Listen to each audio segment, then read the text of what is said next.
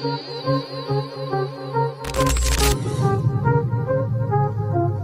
they think that I just come in there and look for knockoffs, and that's not the case. I'm actually a sharp, smart fighter.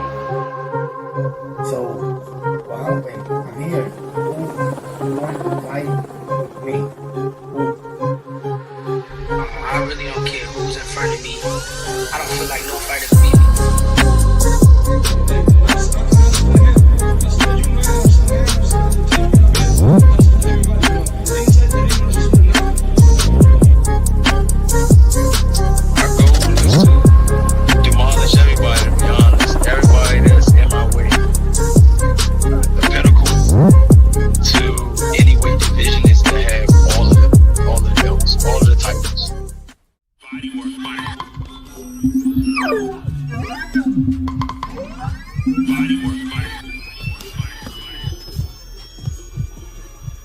Welcome to Bodywork.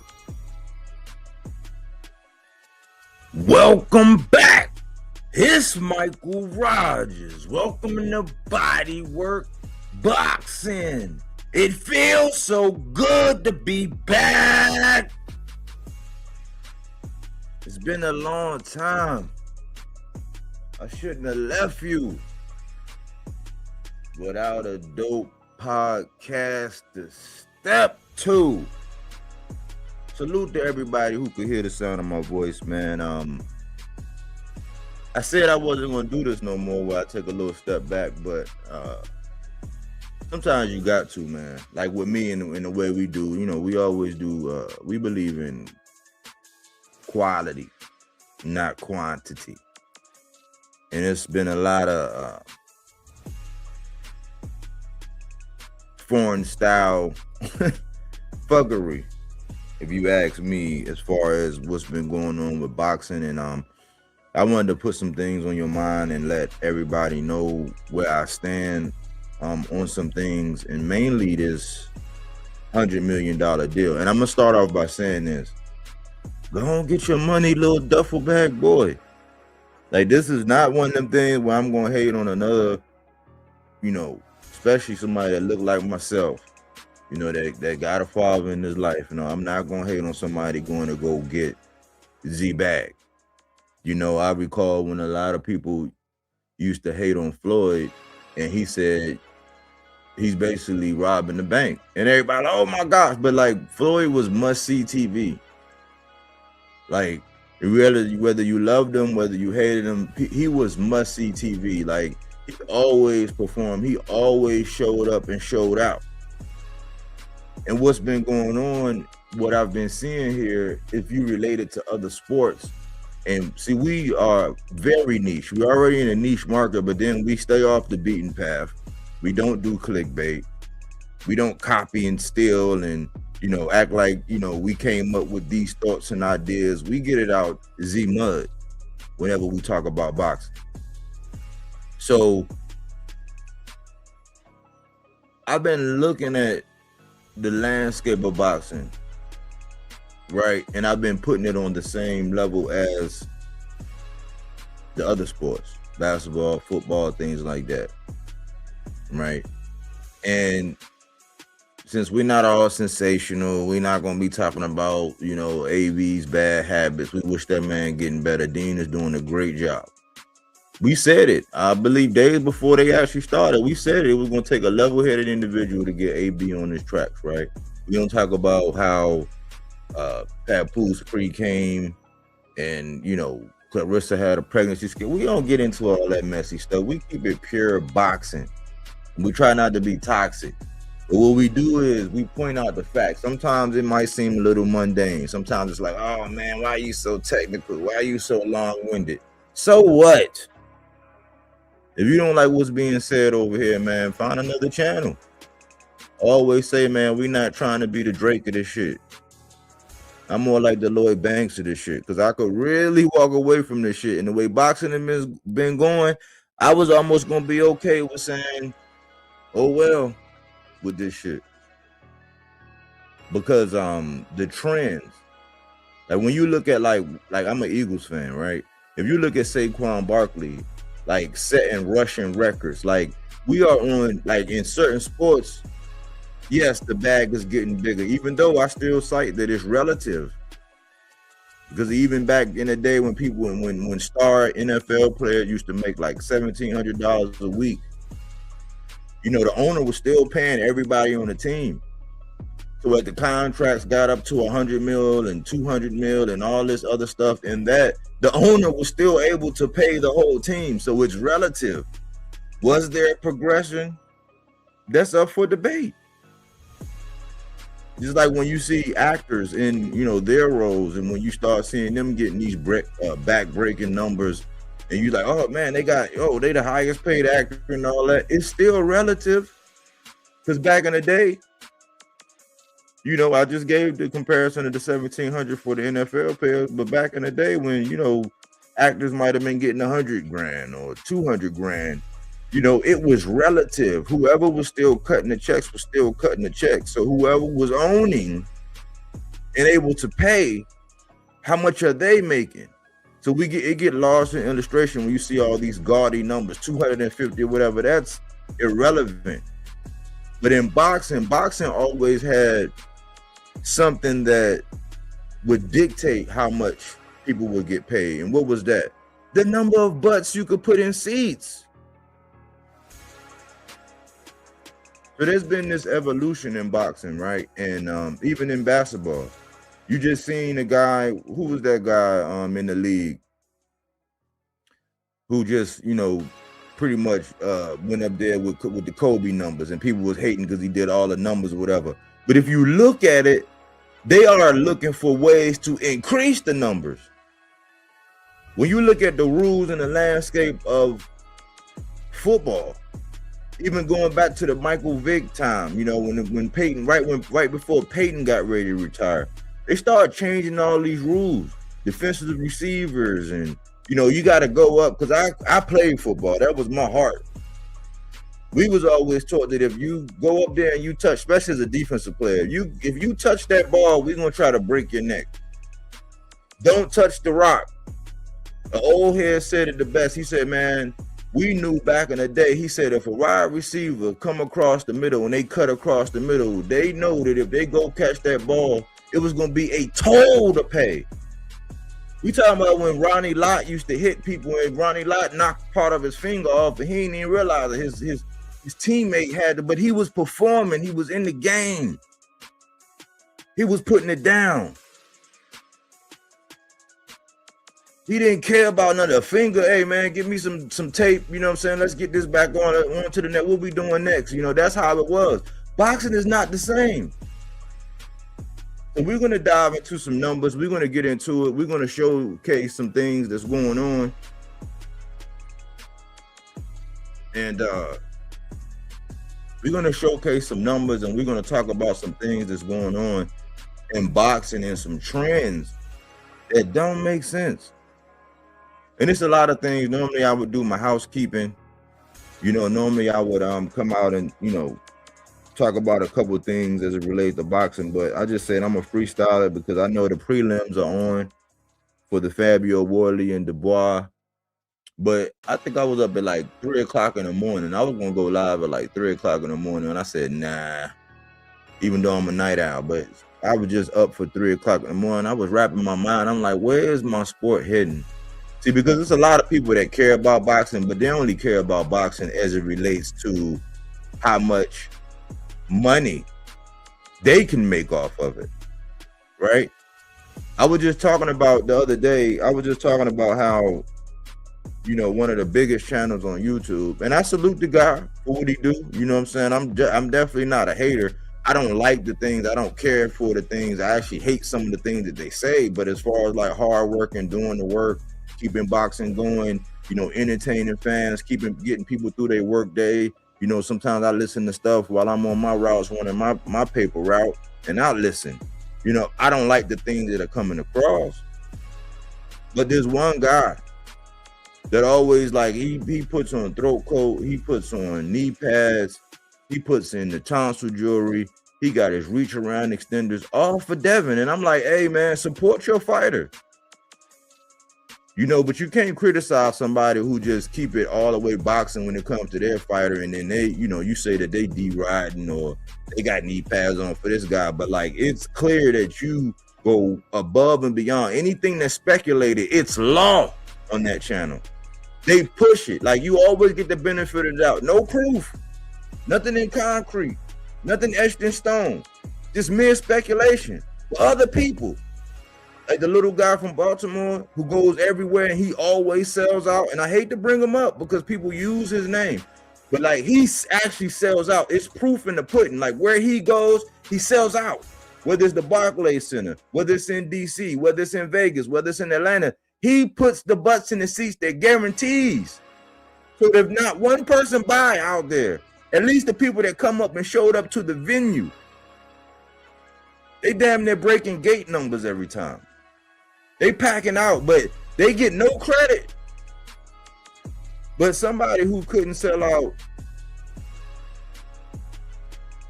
a chicken dinner at a family cookout is allegedly getting ready to get 100 M's. It don't make no sense. And the connotation always is when it comes down to PBC is he always alludes to PBC. He always alludes to PBC as having slave contracts. And I question that. And you know why, because you know who's affiliated. You know Al Heyman. So it's always right. Just like gangbanging is always affiliated with PBC, right? Gangbanging is always affiliated with PBC. They don't say gangbanging with Matchroom. They don't say gangbanging with Golden Boy, but they say gangbanging when it comes to PBC. Just like slave contract is always alluded to PBC. But what is really a Zuffa contract? What are you talking about, Mike? If you listen, I'm going to tell you, right? What is Zuffa? Well, you can't have your own shorts. You can't endorse, like if you got to deal with Nike, unless they're getting ready to change, if you got to deal with Nike or anything, it's almost like a 360 deal where they own you. So who really is getting ready to get into, and who has already been getting into these quote unquote slave contracts? Like when you really listen to it, see, we so used to listening to these talking heads to where they got an agenda. The reason why everybody's pushing in the media and all that is because if this is to go down, which if he get the money, I'm like, hey, dang, you hit the lick. Good for you if you get it. But what I'm saying is, as far as boxing goes, what does this mean for the vitality of boxing? Where is my sport going? It's already looking like WWE, WWF. It's already people who want to do more for less. And yes, they get hit in the head, but it's no longer the gladiator sport of yesterday, y'all. It no longer is. What are we rewarding? What is the message? Or is it all an agenda? I believe the latter. So I'm going to ask something. And Rainbow Guy, you must be lost, bro. You really must be lost, man. I'm gonna let you make it in the comment section for now. But you lost, brother. This channel ain't for everybody. So find somebody to go play with, man. For real, for real. Go taste the rainbow somewhere. I don't know. Go eat some Skittles. Go ride a pony. You know, go play with some Barbie dolls. I'm not sure like what you need to do, but like this ain't the place, bro. This is not the place to be playing around. Like this is serious business. I told y'all this is a niche market. I don't care if one person hear this. At least I got through to one person. So I'm not catering anything to you and what you got going on and what you're trying to do with the channel. Like you lost, bro. If you are even are a brother, or I don't know what you are. I don't know how you identify. But I know you might be identifying as, in my book, as a lost wanderer, a nomad. Like this ain't the place for you. You respectfully.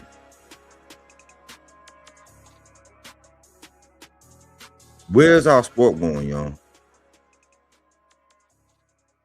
Like compared to the other sports, compared to like the gladiators of yesterday, compared to like, you know, you have people that like, and no, you know, This is factual information. You have somebody who has never sold out not a single venue anywhere. Like the price tag that they're getting, see, it makes sense for people in the NFL. It makes sense for it because even when you look at it, like I seen what Steph Curry said, that they think people in the NBA are underpaid. And like, see, for the common man, you'd be like, underpaid? What is he talking about? But like in the grand scheme of things, just like I just told y'all about the 1700 back in the day when football players really didn't even have no face masks. They had like leather helmets and like they used to have one bar. It's relative. Why? Because the owner was paying everybody. How much is the owners really making? But boxing always had like a fail-safe thing to where it's like if you don't put the butts in the seat, even when you're growing, even when they want to see you matriculate and go on and see if you have the potential to be a star, even in your local gyms and all that, you got to be able to pack out that auditorium. You got to be able to pack out those local stadiums. Like we got Derek Davis, who's been coming out here right around the corner. I actually work right. I could literally walk to where they be fighting in Hanover, in the Rundle Mills. Like where I go, where my warehouse is, where I check in at, when I get ready to run my route, I could literally walk over there. Like they're doing numbers. They're showing their equity. Why? Because people are coming out to see them. You got to be able to put the butts in the seats, whether people think you're born or not, whether you got the charisma. Like, it's a lot of like that young dude, Scarborough. I mean, I wouldn't say I'm really a big fan. He got a lot of heart, you know what I'm saying? But like, he's a seller. Like somehow, some way, the energy he gives off, like he can sell the tickets. That's always been the name of the game. That's always been the fail-safe proof system to warrant what these guys are getting. You know, and they always say you get what you negotiate.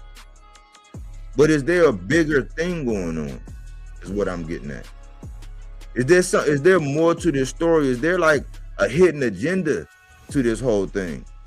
Yes, there is. Which leads me to my point about Tim Bradley.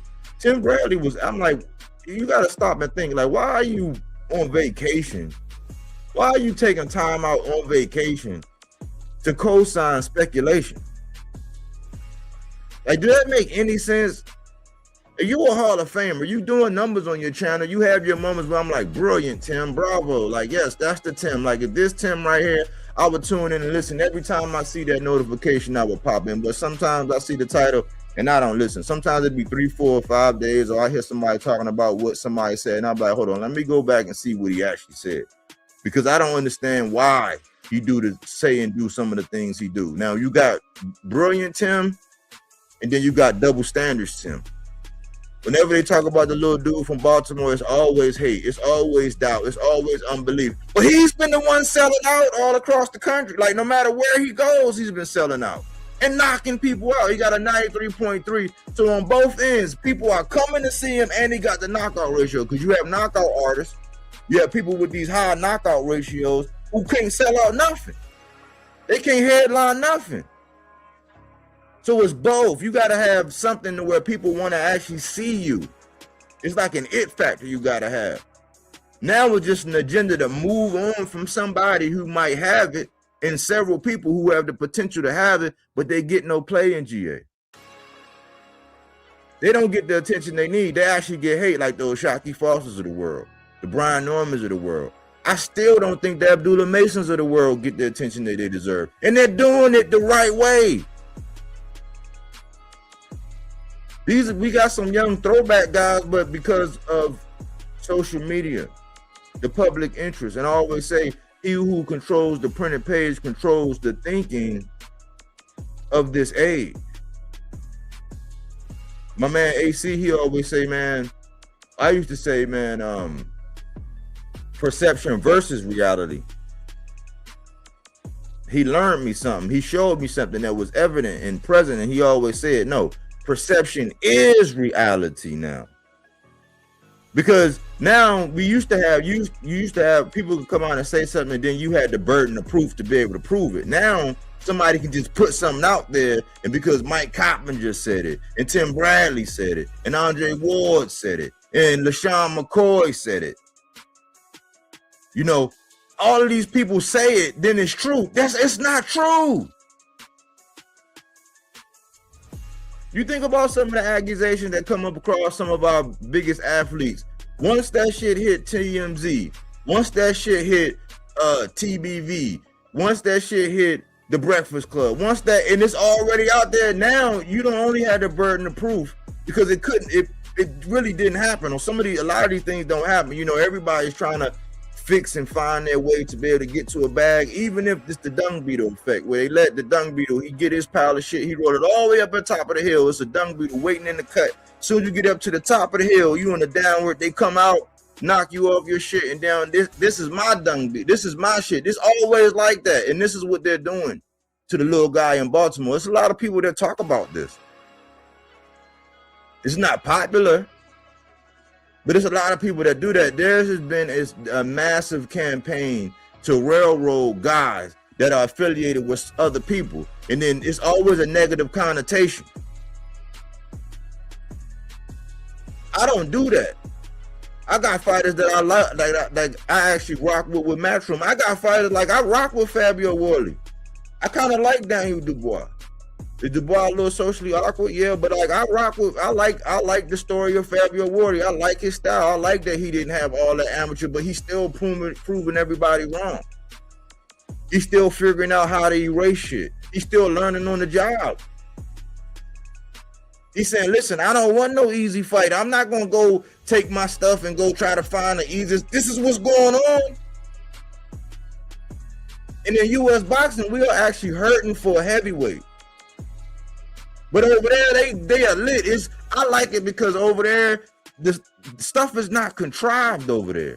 When I looked at the build-up between Fabio Worley and Daniel Dubois, it's not contrived. It's not rehearsed. It's not WWE. It's no script.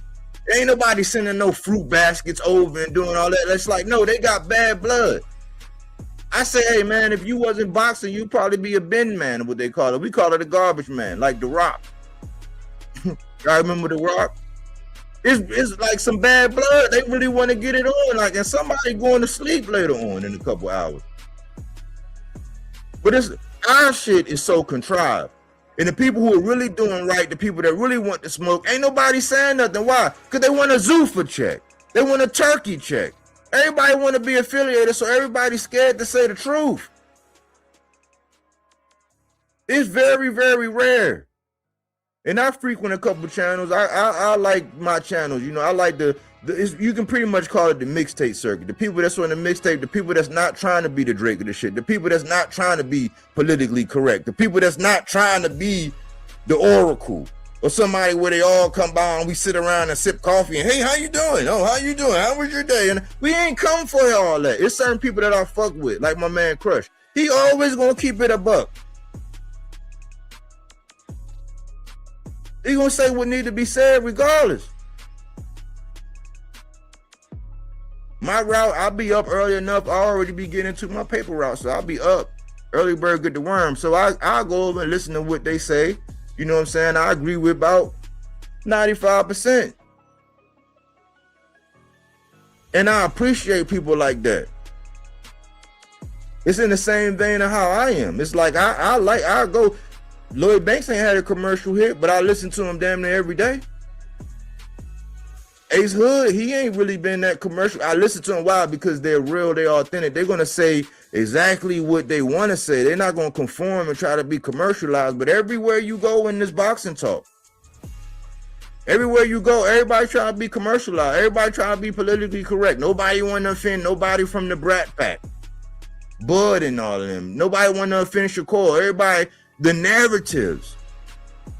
And I'm like, some of y'all just, you lose your common sense when you come online and you start talking about boxing. It don't really make no sense. It baffles me because I'm like, why you got to be a different person? I'm sure everybody that like and love you in your personal life, they want to like and love you if you bring that same energy online, but you don't do that. You want to be a character. You want to be liked. You want to be friends. You want to, oh, hey, how you doing? And all this, it's like, man, nah, talk that boxing shit.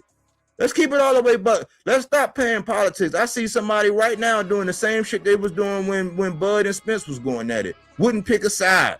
Always flip-flopping. Always doing this political bullshit. They doing the same thing with Tank and Shakur now. Now they just now coming out saying, oh man, Shakur, man, because they saying Shakur gonna go over to Zuffa. You just now getting that? It's just now dawning on you that he been on some bullshit? Shakur used to be one of my favorite fighters behind Tank. I had my top 3 favorites. Spence, Tank. It was Tank, Spence, and Jamel. Those are my top 3 fighters. They still are. They just haven't been active. So for somebody like me, it's like, I'm not just going to keep putting Tank face up on there and just making up shit and saying this and doing all that. I'm not just going to shit on Jermell Charlo because he's getting blackballed, even though he was undisputed for all these people who love all this accolade, alphabet soup. But it don't apply when it come down to Jermell, a guy who went by one and picked up the belts. Don't nobody care. They laugh and say, oh, he can't get a fight. Oh, his personality. Why? Because they know he might knock your favorite fighter the fuck out. He back. Somebody put him out of his misery. It's okay when it come down to the Pedrazas of the world, the Jose Ramirez's of the world. You can even say the Regis of the world. Everybody lining up to get that. But ain't nobody lining up to get that male smoke. I wonder why. Because it might come with an overhand right. And boom, just like that. And I've noticed that they cannot give anybody from the PBC no credit. This is why David Benavidez has been getting all the shit he been getting here lately. So now the narrative is when Ja, and I like Ja. I like him. I say, hey, go and get your money, little duffel bag boy. But we called it before it happened when he went over there to Zuffa that he was going to get stripped of his belt. And everybody, no, he ain't, no, man, he wouldn't have did that. And then in hindsight, oh, man, they did. They try to blame the sanctioning body when they did it before. So now the narrative is that David Benavidez is ducking Ja. How, Sway? How? And now since David Benavidez won't go over to Zuffa, now he's ducking. How? We just went through this when Shakur in record-breaking fashion in less than 30 days when he had a 6-fight, $18 million minimum deal with Top Rank. And it was 3 belts on his side, 1 belt over there with Tank. He goes over to an island, and then people say Tank was ducking him.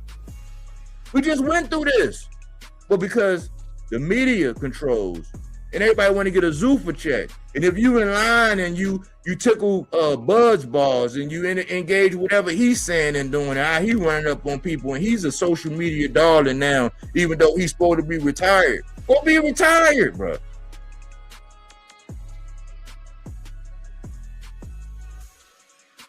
You got people like Keyshawn and Devin. They do this linguini method where they just put out a whole bunch of names and they see what's gonna stick, and they don't fight none of them. Devin just ducked Rolly. He turned down 50-50. That's betting on yourself, but they saying he's betting on himself to go over to Zuffa. How is it betting on yourself to go over to Zuffa when they just giving away bread? All it is turkey and the last little bit of money he got left being filtered over there. Why? Because the fight is not going to make no money. It's empirical data. It's historical facts. There are venues. There's time. There's numbers that prove that it's not going to be worth it. Nowhere else in the American dream and American business will anything sustain if you're always losing money and not making a profit. LB forecasted it a long time ago. People was hating on him. He was spitting pure facts. Richards and Hitchens, my guy, I had to cook one of my guys for doing some dumb shit. He ducked Duarte. How did that age well? Very bad. It aged very bad. You might well sit a carton of milk on top of a hood of a Freightliner in Arizona with 120. It's gonna age very bad. It aged very. He ducked Duarte to go over to Zuffa for what?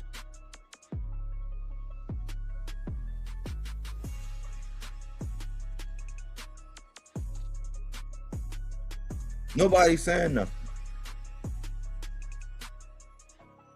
Nobody's speaking about these things. Nobody like to talk about numbers. They say, "Oh, it's just, it's too much, man. We just want to have fun. We just want to laugh." It's like, yeah, y'all laughing, but boxing is going down the drain.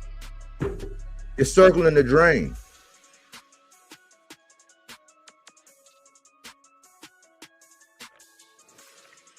I see we got a lot of clowns trying to jump in today. But again, y'all must be lost, bro. Once I put this out here, right, and I get done, people gonna go back and look and see what I was talking about. So my purpose and my agenda is already going to be done. You can clown all you want. It's not going to stop nothing.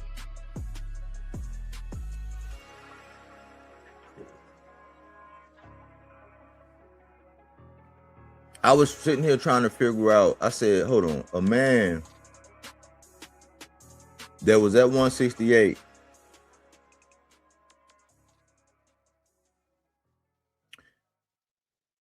he moves up to light heavyweight. He moves up again to cruiserweight. He jumps up 25 pounds. And people wasn't, I don't think people were really concerned about whether or not David Benavidez was going to win the fight. The big question was he going to actually stop Zurdo? And I was giving Zurdo a hard time.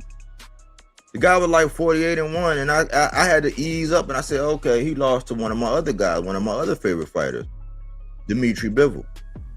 And I had to remind myself, I said, hey, you know what? He only lost to Dimitri Bivol. You know what I'm saying? In this era, one of the best to lace him up. I don't care what nobody said. I don't care what popular media. I don't care who got what pound for pound and how they pushing. All that shit is politically driven. All that shit is just to try to gang up and try to fool the masses. Why? Because a lot of people that are involved with boxing, even if you watch it, they're casual. They're not hardcore. They don't care about the longevity of the sport. They just want to see a good fight. They want to see a good scrap and move on. They don't got time to do the research and say, okay, yeah, it turned out to be an okay fight. But the real smoke, the real thing would have been for this guy to fight that guy. They don't get into the intricacies. And I don't blame them. Why? Because boxing will make you do that. It's not like any other sport, but it's primal. But I was wondering, I sat back and I was looking and I was listening to everybody and all their takes on David Benavidez, and I said, hold on, man. Before the fight, I started saying, listen, man, he's merging into Canelo's lane. He's getting ready to take that, and then he's going to be in the front. He's going to be able to pop a Willie. But after he stops Zurdo, stop the dude, the goalpost instantly moved up to him going up to heavyweight. But you got a guy like Shakur Stevenson right now. He won't go down and fight O'Shaquie at 135, and then he's trying to say, oh, well, he ain't fought there, but he wants to. And O'Shaquie say, I'll fight you at 140. O'Shaquie say, I could have got you your belt back. I would have paid the fees. We could have did it in our backyard. All you gotta do is fight me. So all that griping and complaining and all that belly aching for social media for people to get likes, clicks, and views and get cash apps and super chats so they can come down on the WBC. Oh man, the WBC is this. It was a way for him to get his belt back. The man said no. Fight my mans. So you know what O'Shaquie say? All right, I'm gonna fight your mans then. So when I fight your mans after that, what you gonna do? So now you're gonna be in a bad way. And now with speculation of this man going over to Zuffa. And ain't nobody really gonna try to say that that's gonna be like, I don't know what kind of ducks. We getting into different kind. Like he's getting ready to create a whole duck family tree. Nobody's saying nothing. Why? But Shakur don't get none of the slack because he beat T.O. He didn't beat T.O. the way Zurdo and Zurdo, and to his credit, T.O. didn't even fight the way Zurdo fought. T.O. didn't do nothing. And they try to say, oh, because of how no, man, T.O. could put in more energy, more effort. I've seen him look more lively, do more interviews. I've been not allowing myself to listen to anything T.O. been saying. I've been seeing him on the thumbnails and seeing him do whatever. And maybe if I'm looking at a short, if I don't click on, I might see a little bit what he's doing. He's been more animated now and before the fight than he was inside the ring when it really counted. But everybody shitting on David Benavidez after stopping Zurdo, going up 25 pounds. But Shakur just won and he want to fight Ryan at the catch weight. He want to fight Conor Bennett at the catch weight. Talking about I'm a little guy, but he been bigger than T.O. for 2 years. What are we talking about, y'all?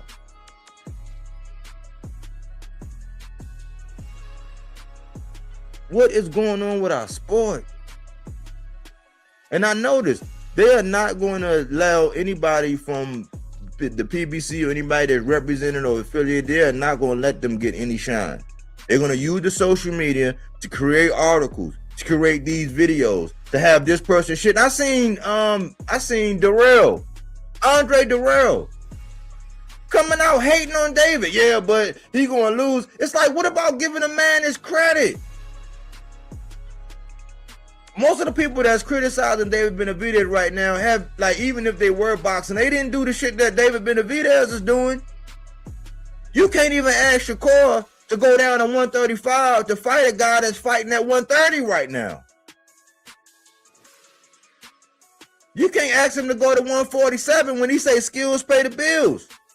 After seeing his big homie Bud, he jumps up and do that to Canelo. It is all of a sudden, it was like, man, nah, that's Bud. He's different. Okay, so if he's different and you one of them ones, so y'all both not one of them ones, you get to move how you want. Devin doing the same thing.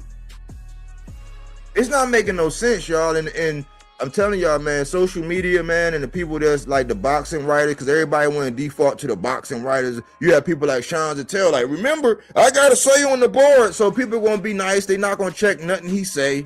He get to say whatever he want. He get to ping pong the fans. He get to say this one day and say that the other day. Tim Bradley, Andre Ward, all of them guys doing it now because they have a platform, they have a voice, and because them two boxers, they in the Hall of Fame, they could pretty much, they got carte blanche to say whatever they want, and ain't nobody gonna check the shit that they say.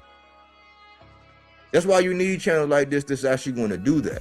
I'm gonna put something up here. I'm gonna let y'all look at this for a second, and then I'm gonna start breaking this down, man. It's because, yeah, this is one of them things where I had to put a stake in the ground, right? And I had to get this, I had to put this on wax. I had to get this out here so that it's a reference. That's what I always do. I put stakes in the ground, and it ages so well. A lot of people copy this. If you've been copying and pasting, if you like biting, if you like riding the coattails of this channel, and you like just flipping it and putting your little secret sauce, bite this shit.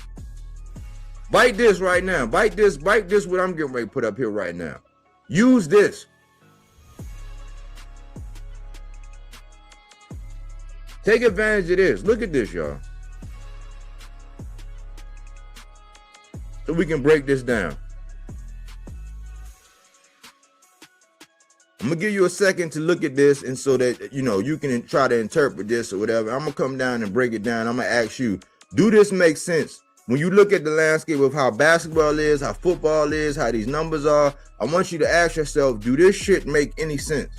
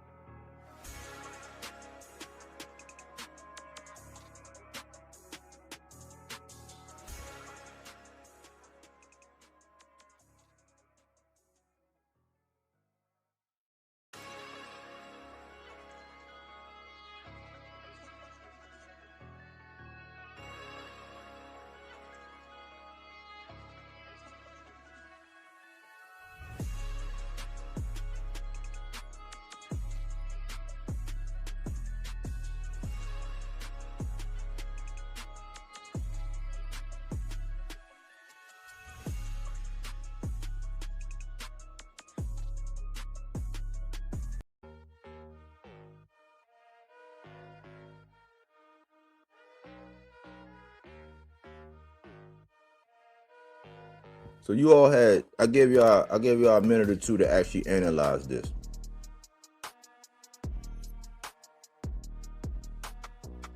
In football, in basketball, in baseball, when you look at pictures, they say, okay, well, in the last 3 games, like in football, it's like quarters. Okay, with first quarter, okay, what we doing in this? This how you keep your team on track and on pace. And what you do is, okay, the first 4 games, you analyze where everybody going. The next 4 games, after that, you're going to be at the halfway point, right? So they look at your performance, like Jalen Hurts. They was up his tail with a flashlight analyzing everything.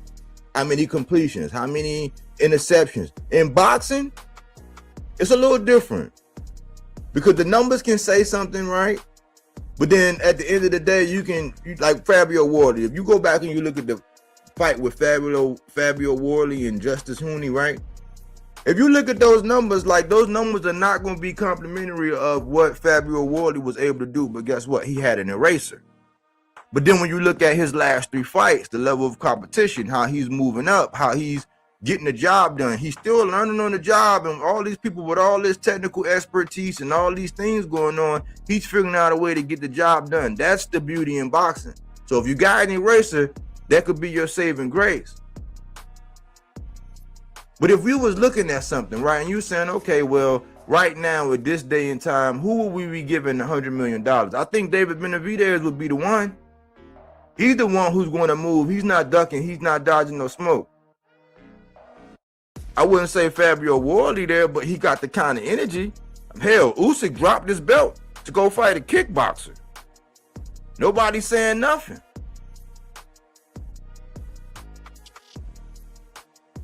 But when we look at Devin in his last 3 fights, right? Because I was analyzing, I'm like, man, because I don't hate Devin. I hate the way the media, I hate the grasp that they have on media, and I know what it's all about. Like, it's the reason why the boxing boys to come out and cap and cape and curse somebody out over speculation when they spitting straight facts. Why? Because they're gonna get part of the money. See, a lot of these guys are bought and paid for. So it's not just an agenda to see a young man that, you seen, from the amateurs, like matriculate. It's not all about that. It's about how can I benefit? Like, how can I get money off of it? How am I going to be included in those numbers? Like, how is some of that 100 M's going to translate to my bank account? People like me is like, hey, none of that's going to translate to my bank account. Because when you talk and you celebrate somebody like a Tank Davis and you say, oh man, he got this and he got that, they're like, oh man, what? You act like you getting some of that money. But like now, they don't do the same thing. When it come down to people like Devin, when it come down to people like Shakur, they don't use to say, I've even had people come on this channel and say, oh man, yeah, it's different for Tank. It's like, well, if it's different for him and you're not holding your favorite fighter to the same standard that you're holding everybody else in, what the fuck are you talking about? How are any of your arguments valid? Why? It's because you want to stay in the good graces of whoever it is you hang with and you kick it with. And I say, hey, listen, go listen to all these guys. Go have your water cooler talk. Go where everybody knows your name and they always glad you came and all that, and get your, your rub around, your rub on your back, your pat on the back, your kudos, your whatever where you feel special, right? Go listen to all of that, then come over here and come get that real, that raw. We gonna keep it all the way funky. And so I was like, man, like, how am I gonna do this without like making it seem like I'm hating on? Because I gave Devin a lot of credit for getting past Brian Norman. He made me eat crow. But I started saying, okay, because I think like having my own business and working for myself is coming up on 2 years now. And this second go around working for myself, it's been 2 years now. I look at things a little bit different. I don't look at things like an employee. I look at things like, okay, if I was going to do this venture, would I put this kind of money into that without the return on investment? So I'm analyzing, I'm looking at it from a different hat. So I said, all right, let me try to give Devin a fair shake. Let's go back 3 fights ago. He ran into Ryan. Ryan smacked him. And they try to say it was the Osterine. So they ain't blame it on the alcohol. They blamed it on the Osterine.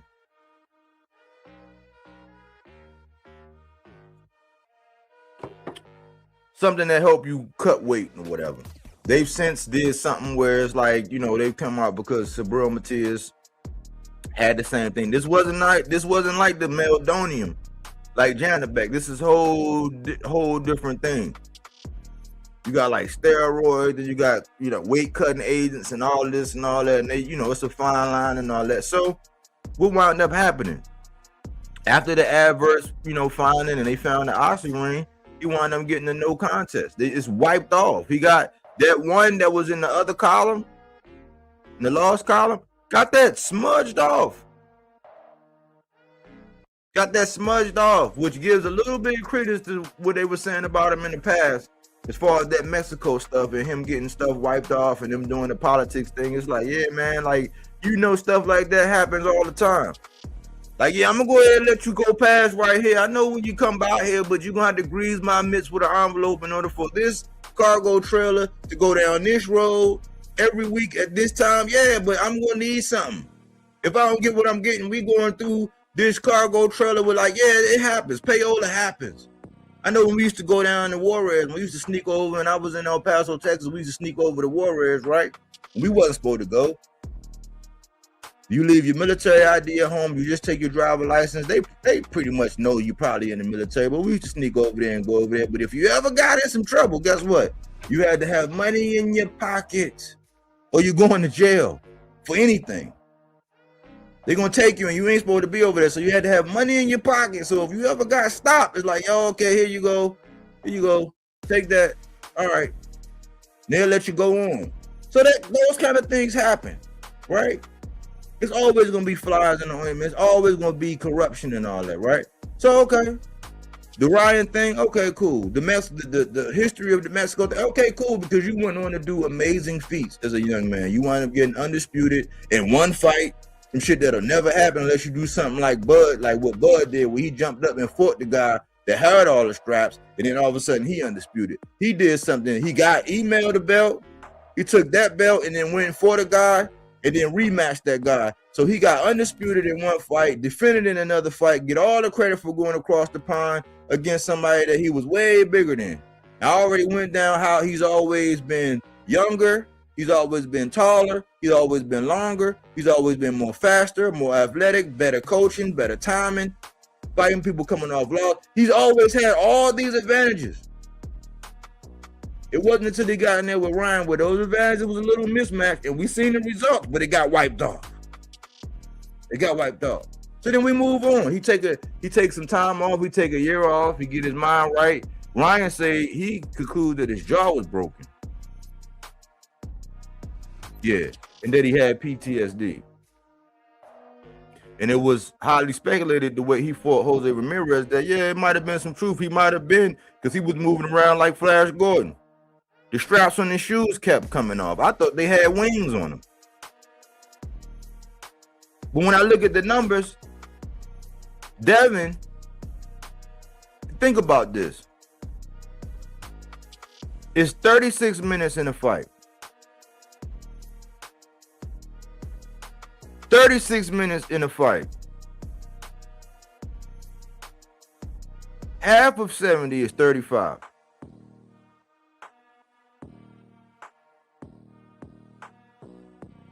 Think about this. 36 minutes. You got 12 3-minute rounds. The dude landed 70 punches out of 224. Mostly when it comes down to like power punches, and he's a jabber. When it comes down to power punches, they say that the number is like 40%. 40% would indicate a dominant performance. Now, that was total punches. So in 36 minutes, he threw 224 punches and he landed 70 punches.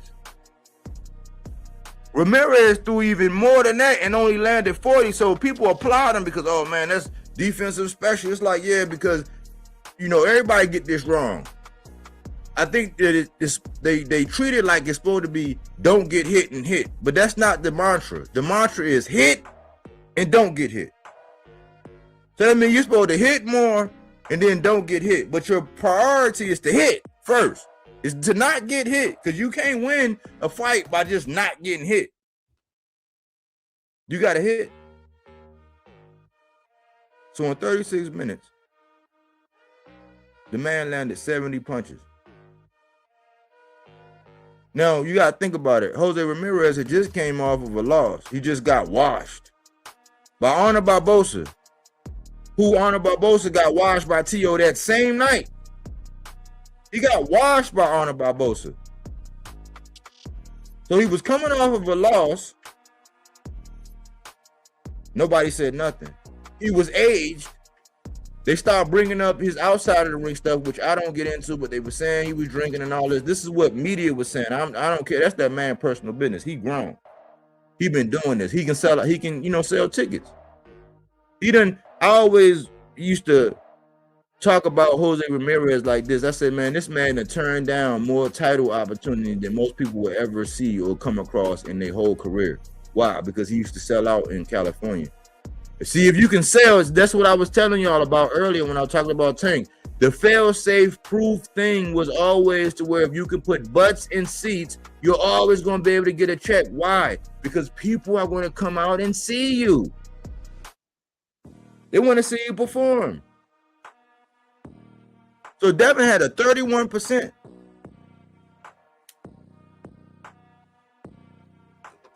That's the second fight. So when you come out and you go to a basketball game, I always joke around and say this. They always say defense this and defense that. But if you go to a football game and you see them kick nothing but field goals, it's going to be hard. It's going to be, nice because it's like, damn, to see somebody defensively do that. But you're going to be pissed off. Why? Because you want to see some hit sticks. You want to see somebody get Randy Mossed. You want to see somebody get burnt. You want to see somebody get juked. You want to see somebody do like Saquon did when he jumped over somebody and straddled somebody and turned around and spin moved and all that. The way Adrian Peterson, one of my favorite running backs, the way Barry Sanders, my most favorite running back, the way Michael Vick used to run. You want to see all of that, which leads to and culminates in a high-scoring, high-action, entertaining fight. You don't want to see nothing but field goals, but only in boxing do we reward that. Being a Teflon Don is one thing. Where you can't be touched. You can't be, because we've seen how judging can come into it. Because we've seen where O'Shaquie Foster on the same night as Shakur Stevenson, they pretty much had the same performance. Only the judges said that O'Shaquie lost. And they gave it a concession. And in that same fight, you hear Wally Moses say, hey, listen, man, stop this guy, man. Like, stop playing around, man. Get this guy out of here. You seen what they did to O'Shaquie. Same performance, but because of you a people's darling, you get the nod. You get the decision. Because you got everybody backing you. Jay Prince and Eddie Hearn and all these other, like, you see in the same night. The same performance, but judging came into play. And being a Teflon Don was not rewarded.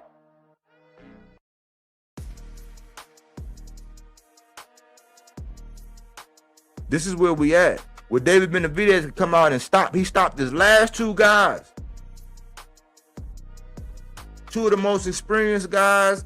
One of the most experienced guys up there at light heavyweight. And then a guy that was at light heavyweight, moved up to cruiserweight, had success, was unified. He stops him. He get more criticism than anything.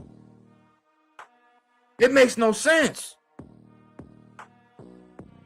But then I look at his last fight, and this is the fight where I said, you know what? I got to ease up all Devin. Why? Because I did not think he was going to get in the ring with a killer like Brian Norman. I also didn't know that Brian Norman really, he didn't, the moment, it was just the moment. He explained it or whatever, and I respect what he said or whatever, but I didn't really believe that he was going to go in there with the game plan that he had, and that the movement and being able to cut the ring off. This is the same reason why I say, listen, man, we haven't seen Boots against another mover since Karen. This is going to be the first time, just like T, I always say, man, if you don't fix them windshield wipers right, it's all fine when the sun's shining. But when it rains again, we're going to figure out whether or not you fix them windshield wipers, and then we're going to see. So we're not going to see until Brian Norman get in there with another mover as to whether or not he fixed him. We saw when T.O. got in there with a guy, you know what I'm saying, that can move and do whatever. Like, even though T.O. didn't even get aggressive or whatever, T.O. never fixed his windshield wipers. We're going to see if Boots fixed his windshield wipers going in there against a mover, somebody that can stick and move, punch while moving and all that. We're going to see that again, and people say, oh, man, it's going to be a blowout. Like, I'm like, nah, movers are movers. But we're going to see.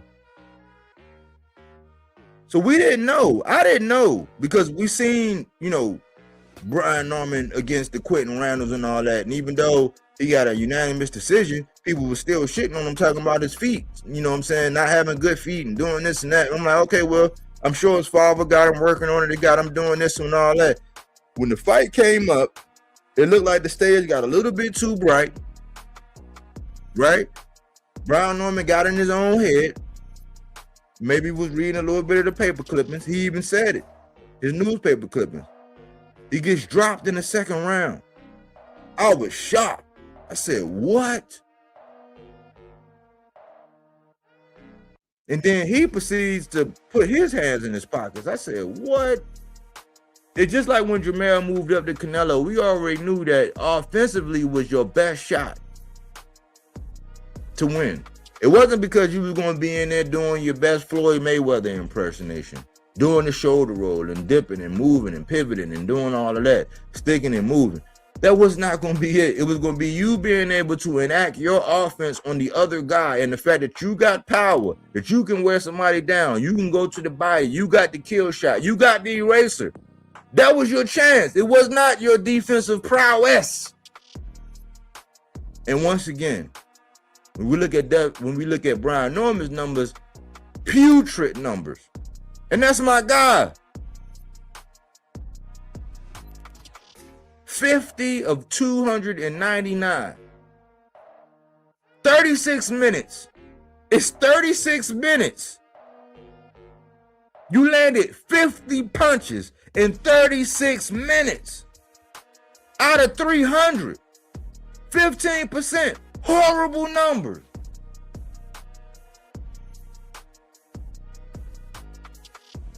Devin, not too much better in 36 minutes. Think about what I'm saying, y'all. That's 2 punches a minute. That's 2 punches a minute.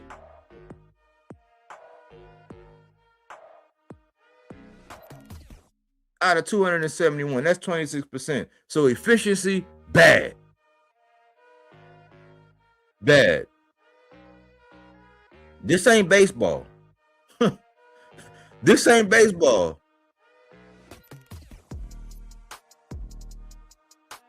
You get 3 strikes. I think what you get 3 strikes, 5 balls. This ain't baseball, y'all. These numbers are putrid. So I'm like, why would Tim Bradley be up here co-signing the fact that this guy getting ready to get 100 M's unless it was some political shit? Like, why? Based on these numbers, it don't work like that in basketball. You fuck around and go, you think about it, y'all.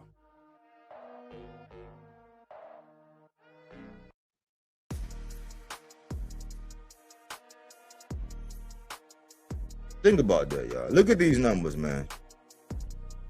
In basketball, you go 15%. You starting a full, you go 15%. And think about in football with completions. You go 15% on your completions. Wide receiver, you go 15% in your catches. Why is it so different in boxing?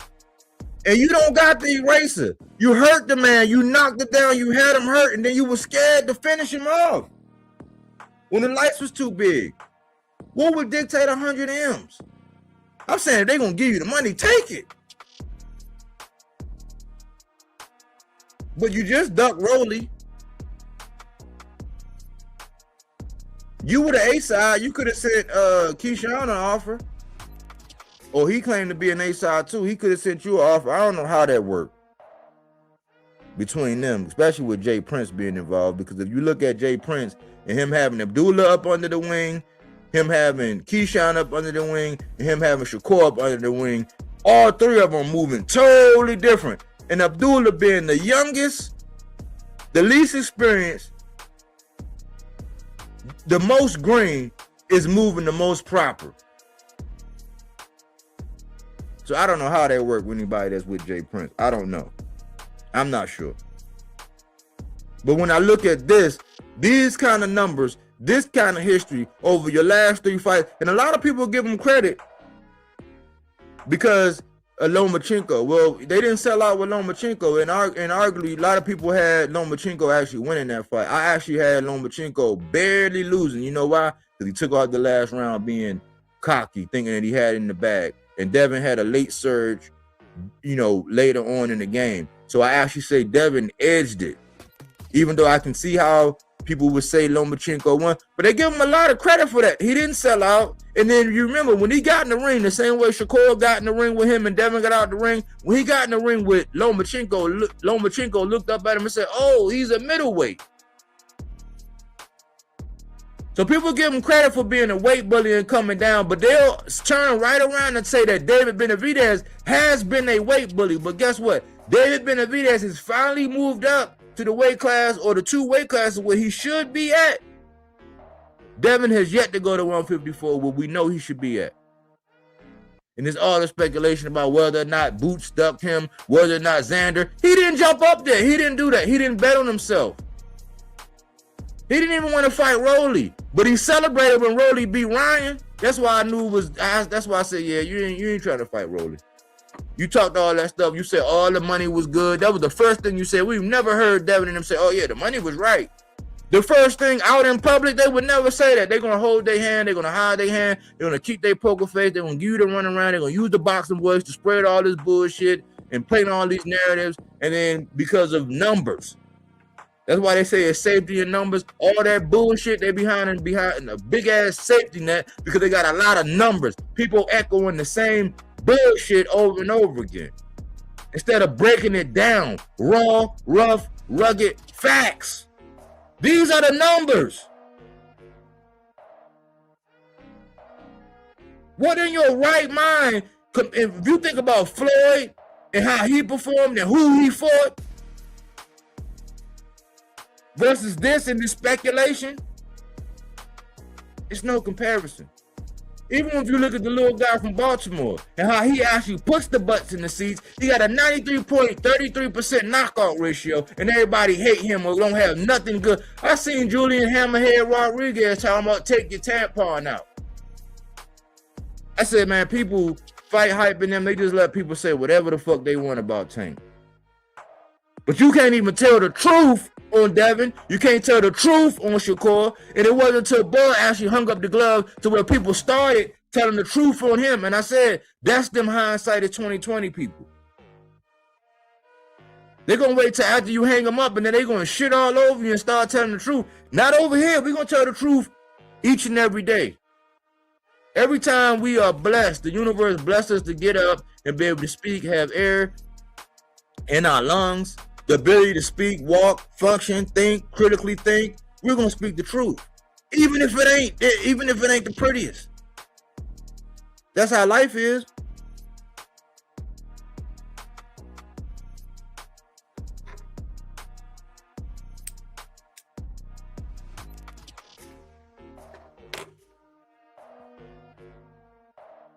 So did I say that he said the money was right? Joseph Jackson, shut your dumb ass up. We ain't got nothing but trolls. Nobody actually got no critically thinking. It's just a bunch of zombies painting narratives. I didn't never say the money was right. I ain't even start breaking down what Tim said. I said he was on vacation speculating that, yeah, it may be some truth. It may be some truth to the fact that, yeah, he's going to get the 100 M's.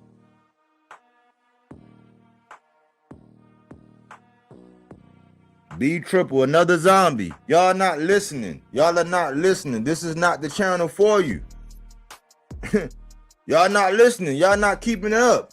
How many times you did the 3rd grade, Holmes? You're not listening to anything I said. I applaud Devin if they're going to give him the 100 M's. I'm saying by the numbers. In other sports, When you got Stephen A. Smith wouldn't have a job if he didn't break down the numbers. I'm going by the numbers. And I'm saying, where is this going to take our sport to where you're going to give you 100 M? Pretty much people going to be in there just standing around looking. I said in 36 minutes, you landed 70 punches in your last 2 fights.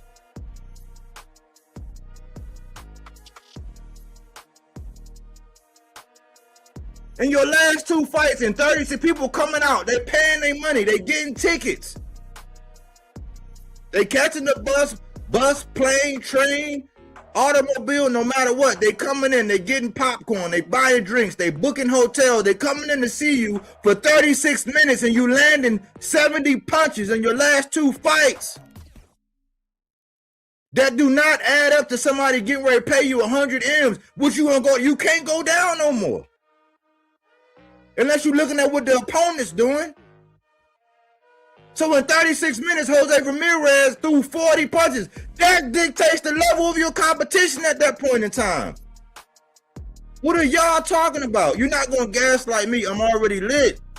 By the numbers, the way we look at basketball, the way we look at football, the way we look at all of these other things. And this is more critical because you get hit in the head. So yes, you do want to decrease the times you get hit and you want to be more offensive and have more offensive output. But for somebody to buy a ticket, like when I went up to Atlantic City to go see Boots, I'd have been pissed off if Boots wound up stopping Stan Giannis in 6 rounds. I was ecstatic about it. He looked better than he ever looked. But by the numbers, that don't dictate 100 M's. That don't dictate no 100. It don't dictate no 100 M's. You missing the point. And I said he didn't bet on himself against Rolly, a fight that would sell. Why didn't he do it? Because he never sell. He didn't sell out when he was against Regis. He didn't even when Loma was the bigger name, the more accomplished guy, all the Olympic pedigree, accolade soup and all that. They didn't sell out with Loma. And Loma was the hot item ticket. By the time he got in the ring with Loma 2 years before that, he said Loma was too small and too old. Then fight him 2 years later, and this is what we got. He barely eked it out. They didn't sell out.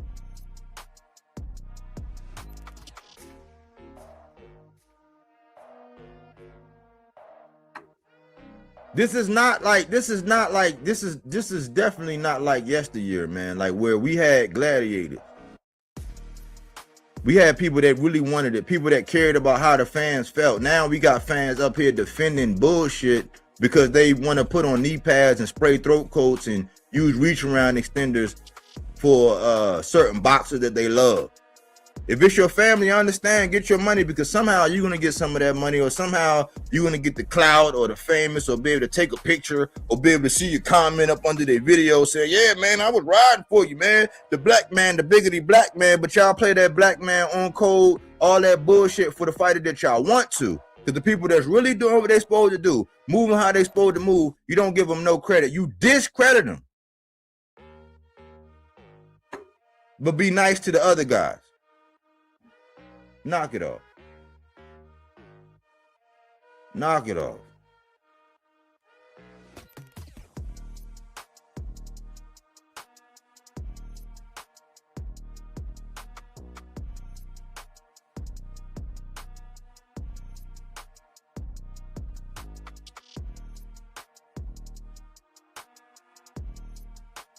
It didn't sell out, bro. Like I said, you got your knee pads on extra tight, Holmes. I ain't knocking you, man. Do what you gotta do. Do what you gotta do.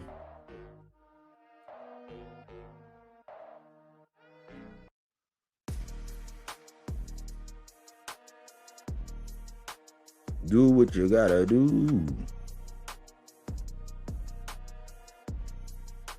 I gotta get something for y'all, man, so we can get into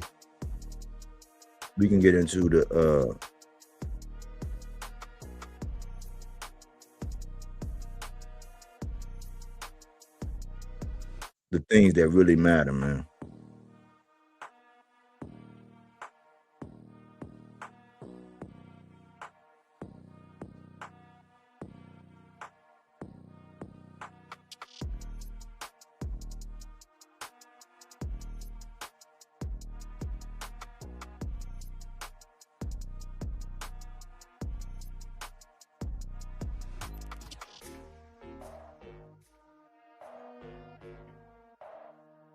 I got the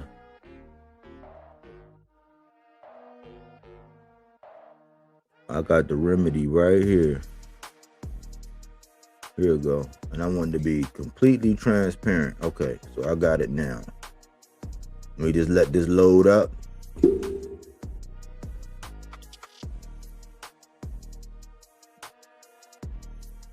Yeah, because they have, I went into how they have control of social media right now. So he controls the printed page, controls the thinking of this age. So anybody that's affiliated with Turkey, anybody that got their mouth wide open, wanting a turkey bag, wanting all that, they not going to tell the truth. That's why I say some of y'all are lost. I don't even know why y'all over here. You know what I'm saying? We don't say things just to be sloppy and messy and clout and all that. We breaking it down by the numbers. You can't dictate. You can't tell me. You can't tell me that, you know, if you was a businessman and you had 100 M's, you would just toss it. Like Devin is not even, he's a professional. And yes, he had success. You know, more success than most people will ever have, no matter what career they in. Yes, his father has done a great thing. Y'all are missing the point. Y'all are reducing it down to it sound like somebody hating. The very first thing I said when I started this presentation was like, hey, if you get that money, salute to you. Salute to you for doing it. I'm talking about the numbers. But some of y'all got y'all heads so far up the Haney's asses that y'all can't see what the hell is going on. Wipe your goggles off. Wipe your mouth.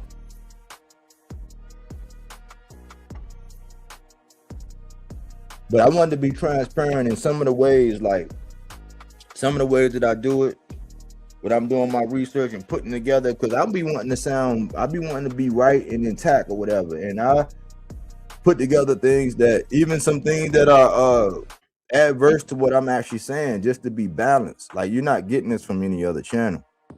For real, for real. So this will show you like my logic, and I wanted to be transparent because I hope people copy this. I hope people do exactly what I'm doing, so that your depth of knowledge and like the depth you have when it comes down to boxing won't just be waving the pom-pom for somebody. You will actually use your critical thinking skills. It's something that's not taught in most schools today. It's memorization and regurgitation. Oh, you remember Bill saying this, so then you just gonna regurgitate that. Oh, you remember the Haney voice saying this, so you're just gonna regurgitate that. Oh, you remember Tim Bradley saying that, you just gonna regurgitate that. Never using the brain that your parents gave you to critically think about it. Never doing it. So I hope people copy this. I hope they see this. I hope they do.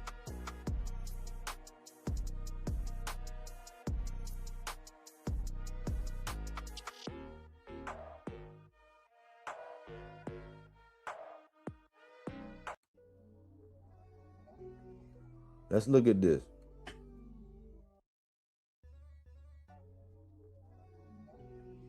Let's look at this.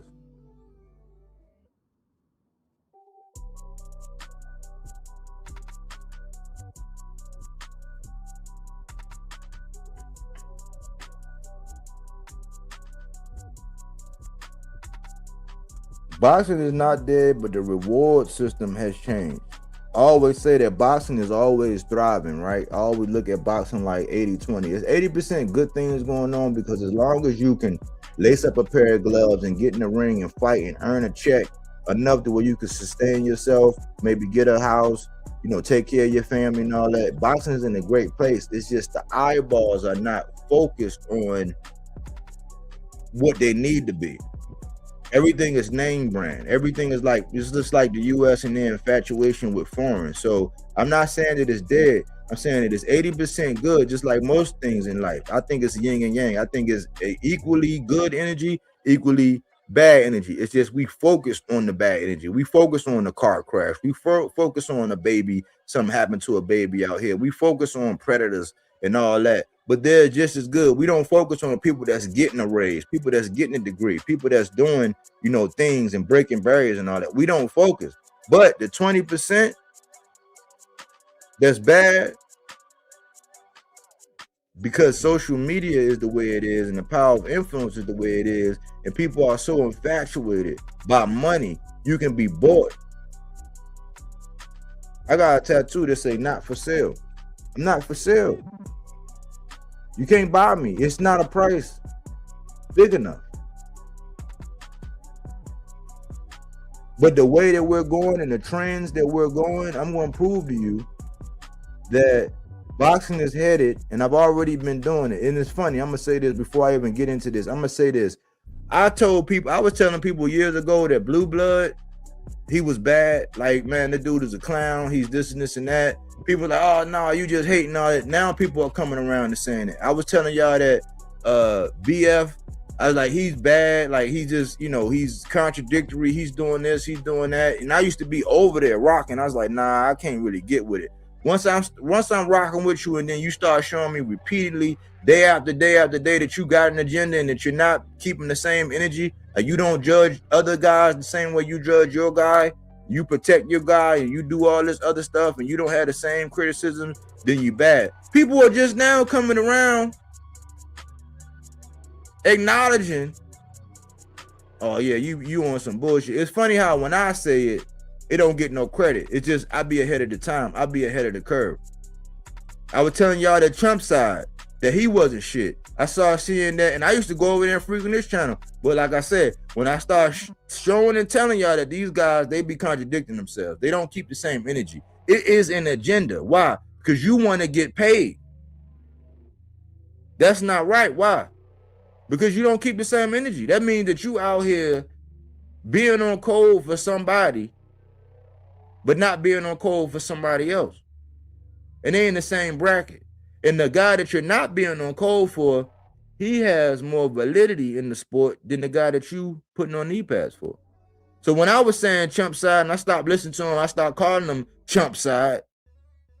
You can go back on my video. That's why I do shit like this, where I put stakes in the ground. Now people are coming around to shit and say, oh, it's funny how when I be saying it, I ain't right, I ain't on enough, and like, oh man, you just acting whatever. But they come around. It might be a month later. It might be 2 years later, 3 years later, 6 months later. They come around and say, now they, oh yeah, man, you be cooking.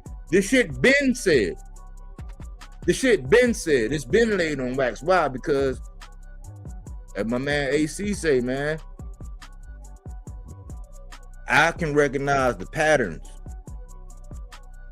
And I'm bold enough to actually come out and say, nah, man, like, having a memory like an elephant, having a photographic memory as well, it's like, And then being in the troubleshooting game, being at HVAC, when you have to troubleshoot and you have to look at patterns and figure out, okay, what's wrong and what's going on. I've gotten accustomed to being able to say, hey, man, what's going on with this? Or how is this? And so when I see the pattern, it's like, nah, okay, this is the problem. This is the problem right here. The problem is y'all are too scared to tell the truth. And I'm not going to be, I don't like when people, there's some people that I know, there's some people that I rock with, they be on code, and they be on code because, oh, nah, man, it's just a young black, but we can't do that, though. We can't do that. We can't do it. We can't be on code and ignore it, because I always say silence is consent, meaning that all it takes for evil to prevail is for men and women to remain silent. So you remain silent on some shit that ain't right, then you co-signing it. And you got an uncle in your family, he doing some shit that you know he shouldn't be doing, and you don't say nothing because that's your uncle, you wrong. You should suffer the same punishment as him. That's what I do on this channel. So if you don't rock with that, bye. I don't give a fuck. I always tell you, I'm not trying to be the Drake. I don't care about popularity. I don't care if you just want to come over here and regurgitate some shit you heard somewhere else. You're not using your critical thinking skills, and you're bad for the sport. Just being casual. Move on. This is for hardcores. We're a niche inside of a niche. So it's not going to come across, it's not going to be the most popular. People are not going to be jumping for joy for a lot of the shit to come across the screen when we actually be cooking. It's just not going to happen. That's not even our goal. That's not our aspirations. Could we do it? Are we creative enough to do it? Yeah, we could be sloppy and messy and hypocritical and flip-floppy just like everybody else that come on in the morning at 10 o'clock and 9 o'clock. We could be just as messy and flip-floppy and double standard as them. Full of game and full of shit just like them. We're not doing it.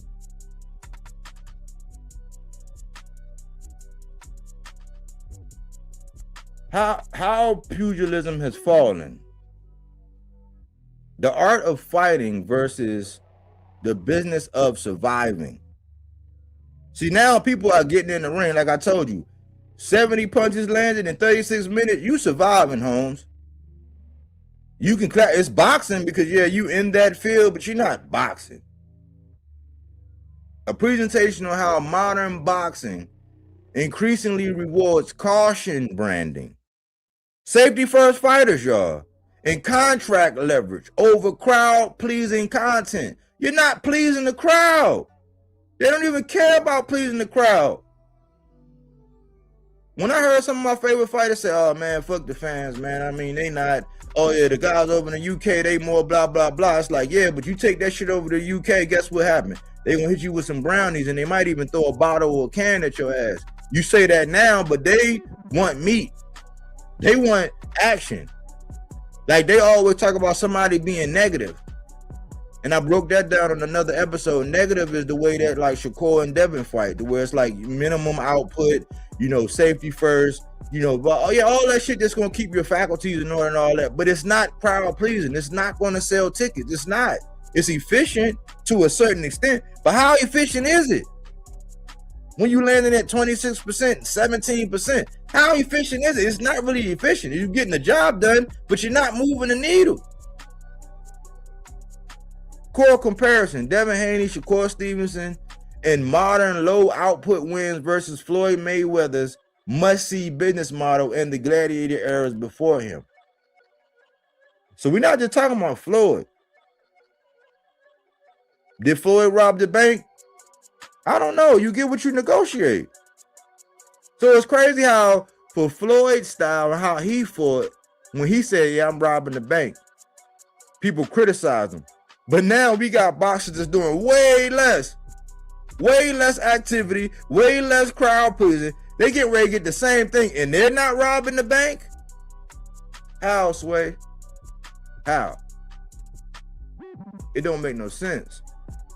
This is the thesis. And I want y'all to copy this. I want y'all to see my logic. So when you go in there, you use your ChatGPT, you use your AI, whatever research you're doing, whatever tools you got, use this shit.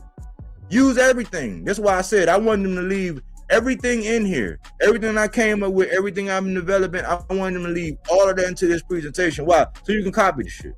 So you can look at it. So you can be like, oh, okay, all right, I see how they think. Okay, well, damn, that's a good point. Something. I don't care if it's one thing. I want you to put something in your rucksack and march on with. Modern elite boxing increasingly rewards low-risk business efficiency over gladiator style entertainment. This is a gladiator sport, y'all.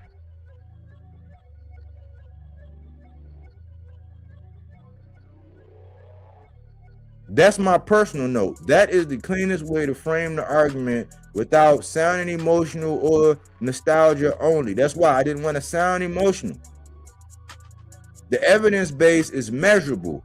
Punch output, engagement levels, the pay-per-view culture, crowd reaction, matchmaking frequency, risk aversion. Fighters are risk averse now. They're not gonna fight nobody. Why would I do that? Why would I? Now you got fans saying, why would he fight him? Because he might get his ass knocked out. That's why.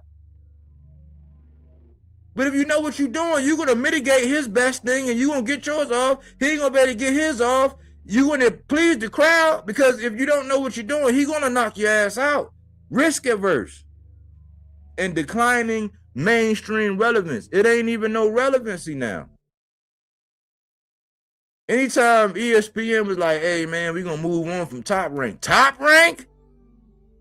I wonder why. And it's also a thing called a Top Rank diet. They don't say a PBC diet. And we just saw when PBC just had their last card, they were like, man, people was in their match tough as hell. You ain't getting no easy shit over there with PBC. They are not giving you no diet. Hey, if he dies, he dies. That's what it like. Or you gonna come up. You're gonna be a star. The cream gonna rise to the crop. But I've never heard nobody say, oh man, you on that PBC diet. We hear people say you on that Top Rank diet though. Oh yeah. In Matchroom, boy, some of the, you talking about matchmaking, I think they study from Top Rank playbook. The Haney example supports the argument. After Devin Haney defeated Jose Ramirez in 25, the fight was heavily criticized across boxing media for historically low activity and entertainment value. Nobody was entertained with that shit. Jim Lampley had said something. They tried to come on there and check Jim Lampley. They were like, listen, man, we did not know. Yeah, we thought he might have had a little, but Jim Lampley, the great Jim Lampley, if you want to call him great, he was roasting the shit out of him. I know Turkey was like, hey man, get him off. Like, what is he talking about, man? No, he was being truthful. He was being truthful, like we all should be. Haney landed roughly 70 punches while Ramirez landed roughly 40 over 12 rounds. Only 503 punches were thrown combined in 12 rounds.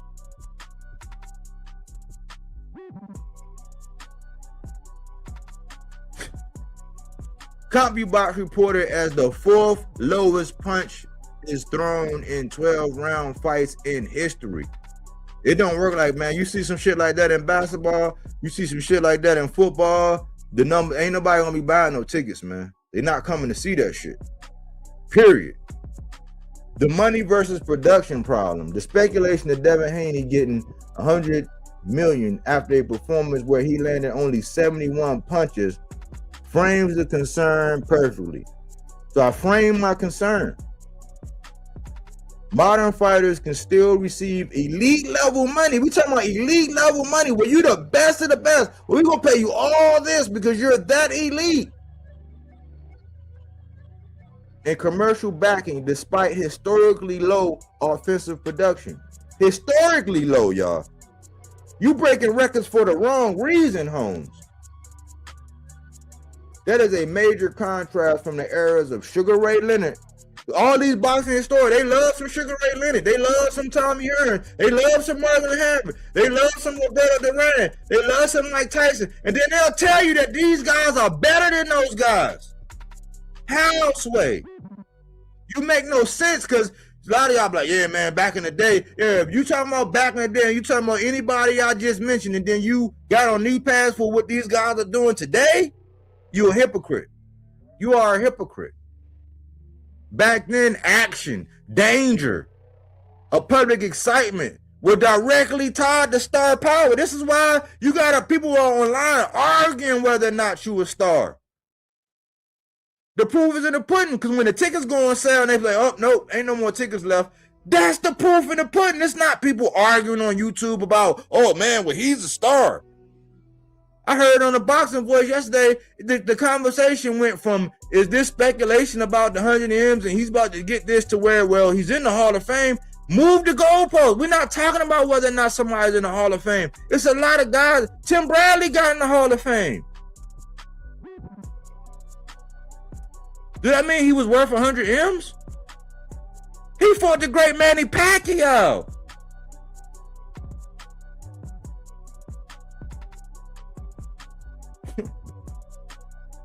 But I'm gaslighting. Nah, you can't gaslight me. I'm already lit. The media reaction. The fight felt empty. Multiple media outlets called Haney versus Ramirez dreadful. One of the worst fights in listless. Bad Left Hook noted that the performance likely would have drawn heavy boos in a normal arena setting. It wasn't even a normal arena setting. So it wasn't no crowd. Like they was out there on the streets of New York where it was still kind of chilly back then. I watched the fight. I think you can argue whether it was Devin, whether it was T.O. or Rolly. And I think because Rolly upset the uppercut, and a lot of people didn't see him doing that to Ryan that night. You know what I'm saying? But you can argue that T.O. probably had the best performance. But because Rolly did what he did to Ryan, which was like unexpected, you could probably say Rolly probably had the best performance. And they said, Rolly said, being from the PBC, they didn't pay for his hotel. His accommodation was all jacked up and all that. So if it would have been a normal arena, man, we would have heard some boos. This is history, y'all. This is a stake in the ground. I don't give a fuck who don't like it. The key presentation point, this is the key point. Winning technically is not the same as delivering value to paying fans. It's not like being technical. If you gotta sit up there and have an expose, oh, what you don't really understand is what you did, because that don't happen in football. You don't gotta be like, you don't gotta sit back and say, oh, well, listen, man, this is what Lamar Jackson was doing, or nah, man, Jalen Hurts, he was not. Well, this was really what Tom Brady was really trying. You don't gotta do all that. The proof is in the pudding. You ain't got if it gives value, you don't gotta go through all of that. Like, oh no, you don't know shit about boxing. You don't gotta go through all that when it delivers value. But people are like, oh shit, my juices are flowing. Like you know when you used to watch a Rocky movie or you used to watch one of the karate movies, after you see that shit, you will go outside. You know, you might get your ass busted, but after you saw it, you was like, yeah, man, I could do this, I could do that. That's what value is. Fans be like, yes, I came out, I saw somebody get knocked out. I saw, like, even if you was a defensive specialist, I saw it like, man, I got a lot of action. It wasn't like, oh man, I didn't fall asleep. They're showing people like Bud falling asleep at the fight. Like, what is that? That's not value. Especially if that's your man's. He watching your fight, but he in the stands falling asleep. You can be as technically sound as you want, but if people in the stands falling asleep, they bought those tickets. Those tickets had value. If they didn't buy them and they got comp, that ticket, that seat had a value attached to it. You didn't do enough to keep the person awake in boxing. We ain't talking about golf. We ain't talking about baseball, badminton. We talking about boxing, where people get sent to the upper room for not being defensively sound. This is where pugilism begins to fail. When market value and fan value no longer line up. That's so your market value, what they saying you were versus the fan value, how they perceive it, when that don't line up, that's when boxing is starting to get fucked up. And this is the path that we're going down.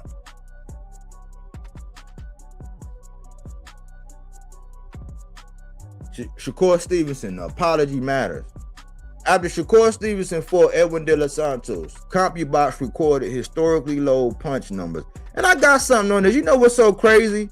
People are celebrating like, yeah, because we getting ready to see an inactive, overweight De Los Santos fight.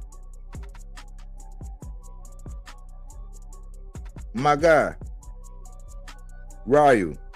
And people are happy about that rematch. But a fight, and mind you, yeah, it was a drop, right? Ryu dropped De Los Santos in that fight, and De Los Santos wound up stopping him. The ref had to come in and console Ryu. Great fight while it lasted. Lots of activity. People are excited about that. You know why? Because it's with Zuffa. And everybody's on this campaign to usher people over to the Zuffa and all this. But we can't really see it inactive. Edwin De Los Santos don't even look the same. If you do a side-by-side of that guy, right, like before he fought Shakur, and then you do a side-by-side with a picture of him now, you wouldn't even think they were the same person.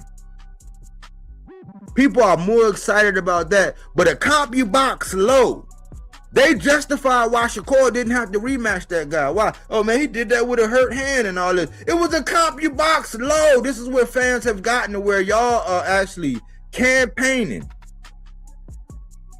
fighting for, protecting, arguing, debating.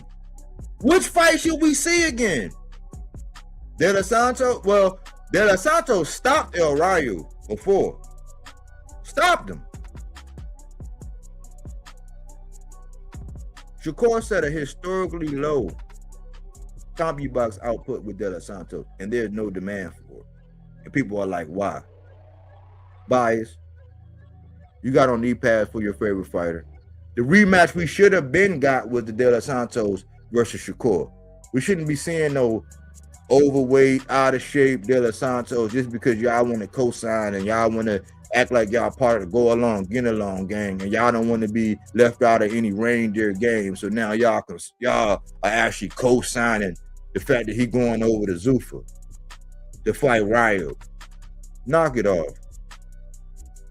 Reports noted only 40 punches landed by De Los Santos, the fewest by a fighter in 12-round fight in CompuBox 38-year history, bro.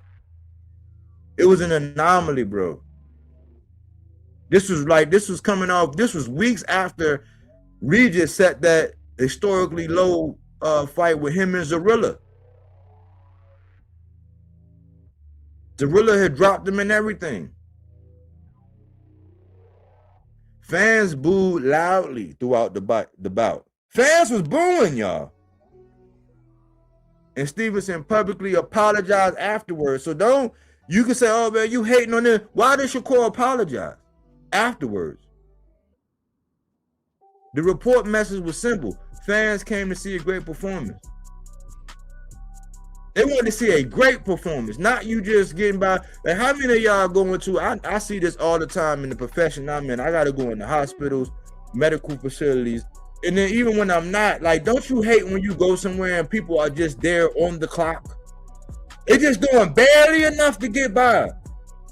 Like, they ain't doing no more, no less. They ain't doing no customer service. They ain't doing none of that. They just there to be like, man, I did my 8 hours.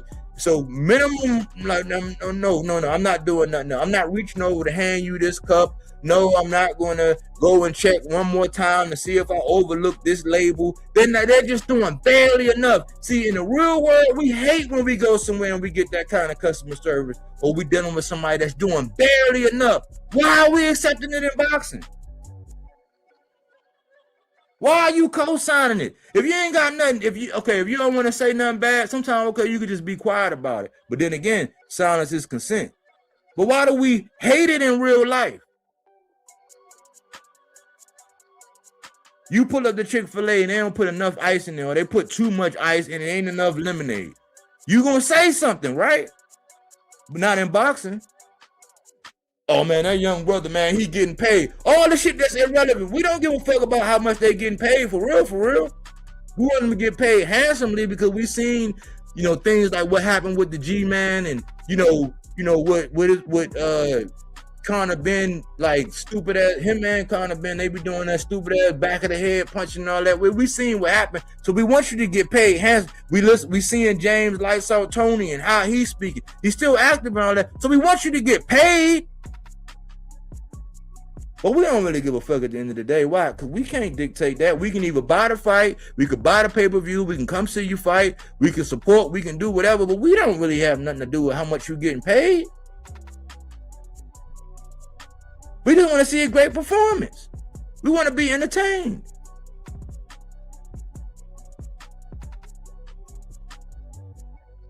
Why Floyd Mayweather is the perfect comparison. And he kind of changed the game. See, this is why a lot of people attribute him to why fighters are scared to lose they owe, and why they are so selective in their matchmaking, because they're trying to be like Floyd. The thing is, you can't be like Floyd. It was only one Floyd Mayweather. Shakur is not the next Floyd Mayweather. Boots is not the next Roy Jones. Shakur is Shakur. Boots is Boots. Roy Jones was who he was. Floyd was who he was. Manny Pacquiao, there'll never be another one. Tank, there'll never be another one. You got the Jersey Vargas, you got the Camaro Moten. I think it hurt Camaro Moten because Camaro Moten actually got style and personality and charisma. It hurts him to try to label him and put him in the same vein as Tank. He's not Tank, he's Carmel. That's what we got to understand. Floyd Mayweather Jr. is complicated because both sides of the debate can use him. You can use both sides now. This is why I wanted to use him. He was defensive, but he sold massive events. He fought elite names. Now people are trying to pick, choose, and refuse. They got their fans out here doing their bidding. Their fans to argue tooth and nail. Like, why the fuck was you co-signing Devin fight Jose Ramirez? He just got washed by Honor Barbosa. Nobody said nothing. He generated emotional investment. Whether you want to see him win or see him lose, you was invested. And he created spectacle. Like, if he's going to be able to stand right in front of this Cobra and not get bit, he will show you every time. Yep. Like what he did to Canelo. Prime example. Mayweather consistently fought champions in Hall of Fame level opposition. So the same things y'all be crediting Devin for, oh man, he fought more champions, ex-champions. That's what Floyd was doing. But guess what? The champions that Floyd fought, they was more in the game. Like, they was more like notable. They had already done, like, man, listen, If you go back, the comparisons are like, man, the fact that the man got under. People want to hang on to one accolade, the undisputed accolade when he fought Cambosis. They want to hang on to that, and then Loma, who he said 2 years before was too old and too small. He took away from it. That's why I say these guys be taking away from their own victories when they shit on their opponent before they even fight him. Saying the stuff that they say is like, well, okay, well, you said that about him. You said he was too old, too small. Fight somebody your size. Fight somebody your age. We got Brian Norman and we got Ryan. We seen what happened with Ryan. He passed the test with Brian Norman. But the way he did it, it didn't move the needle. It helped me like to get it off his back because I was like, damn, I didn't see that coming with Brian Norman. It helped me. But we're not, when we be comparing and when you be talking about he better than Floyd and he this, is like, man, you gotta stop, man. You gotta stop, man. Y'all need to be stopped out here, man. Y'all need somebody, no matter how unpopular, no matter how hurtful, no matter how much it hurt your feelings, because we talking about your little Debbie poo, no matter what. Like, we got to be real, man. Like, the dude is not doing anything comparable to what Floyd. If Floyd wanted to be undisputed, you don't think he could have done it? Some people don't want to do that shit. And it's funny how when Floyd was saying, oh, man, like the belts and this and this and that, why he would win them and then drop them because he didn't want to, he was in a higher bracket as far as getting paid. He didn't want to pay all of that. They do the same thing to Tank right now. Like, if he didn't want, like, Tank, Cambosis would have fought Tank. Tank said, I'll fight him, but he can keep them belts. Why? He was just getting to the money, and he was like, man, I'm not paying all that to do this. But when he said it, he was wrong. Only for Bud and Shakur to say it, and now they all right, and oh, wow, people like Eureka, like they the first ones to say it. Floyd was saying it before. Tank was saying it before, but they were wrong and bastardized. I wonder why. Because they was with the PBC. Yeah, they was with the PBC. But when the media darling like Bud and Shakur start saying it, oh man, they is absolutely right, and they got the whole media behind them and all this and all that. Now it's like, oh, Eureka, like, yeah, we see what you're saying. It's like, knock it off, man. Knock it off. Y'all don't really keep it a buck. Y'all got some double standard. The difference, Floyd's fights felt important, even when they were tactical. Even when they were tactical. Castillo, Diego Corrales, Maidana, after what Maidana did to AB, Zab Judah, Chop Chop, Pacquiao, Oscar. Come on, y'all.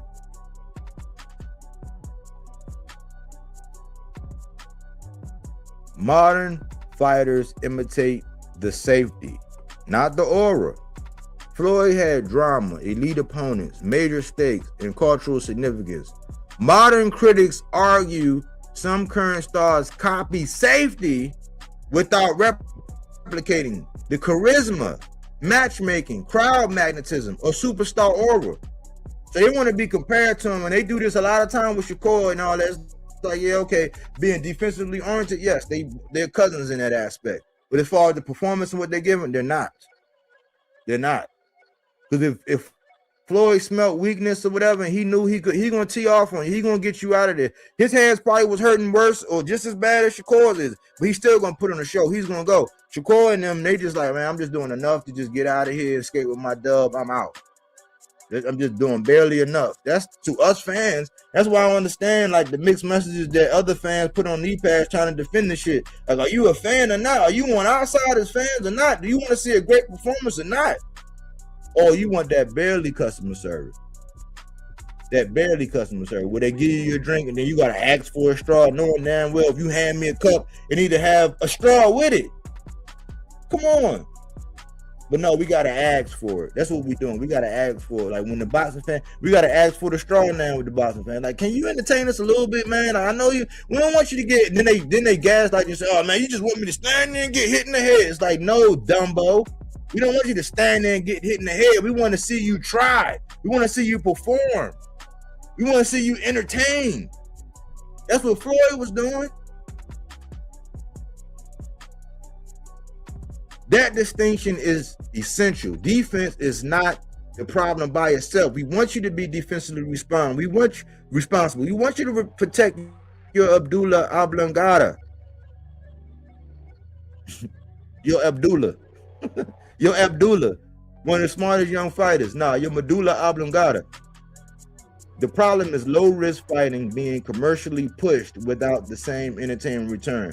You got low risk fighting being commercially pushed. All these news media outlets, the Ring magazine, all these people that get all this money, Fight Hype, Fight Hub, all this other shit, all the people that they push, all this, and no respect, because I do source their information. They have some great things sometimes, but sometimes the commercial message is getting all pushed. And who's disadvantaged? It ours. Because we're not getting entertainment. We getting all these excuses as to why I shouldn't. Why would I have to do this? Like we heard Shakur say, why do I gotta fight all the guys at 47? I'm like, man, do you know how you sound? Do you know how you sound?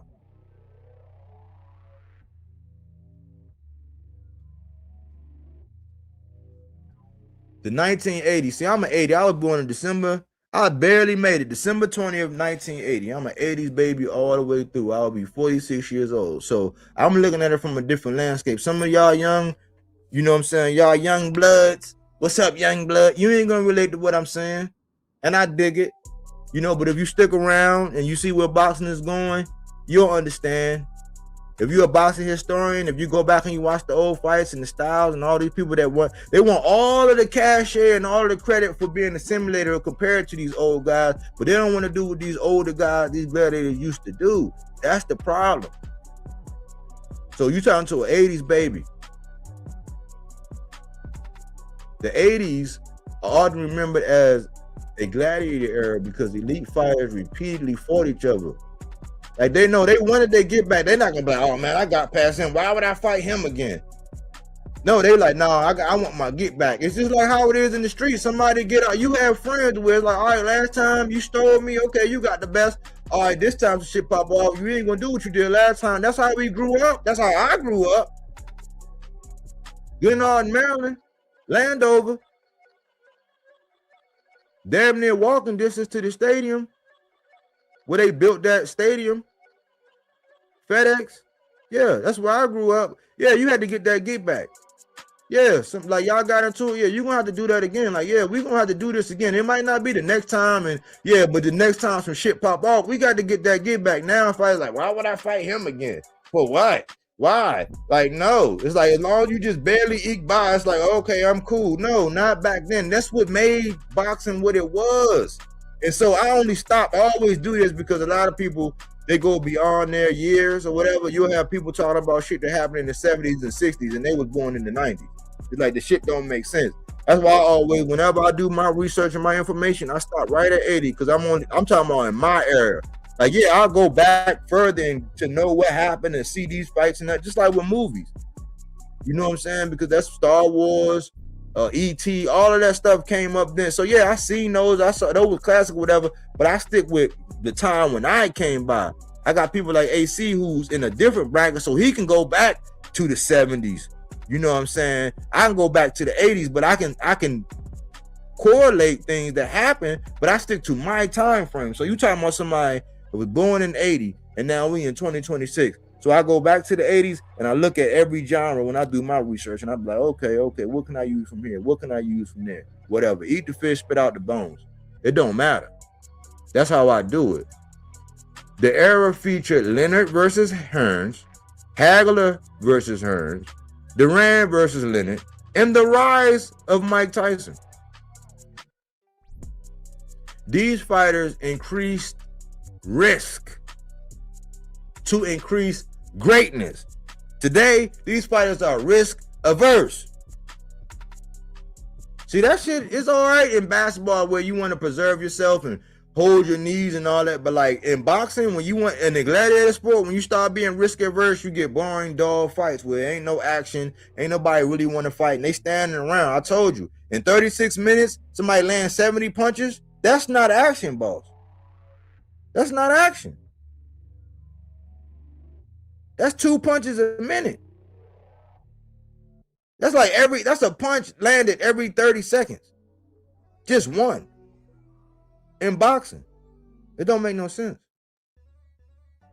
Today, many fans believe boxing often maximizes business preservations over legacy risk. So yeah, I understand it's a business. You gotta do what you gotta do. But as far as fans and all that, it's two different arguments. Whether you like this fighter, whether you got whatever interest, you like his backstory, whatever, all that shit is irrelevant. When they say ding, ding, ding, we want action, man.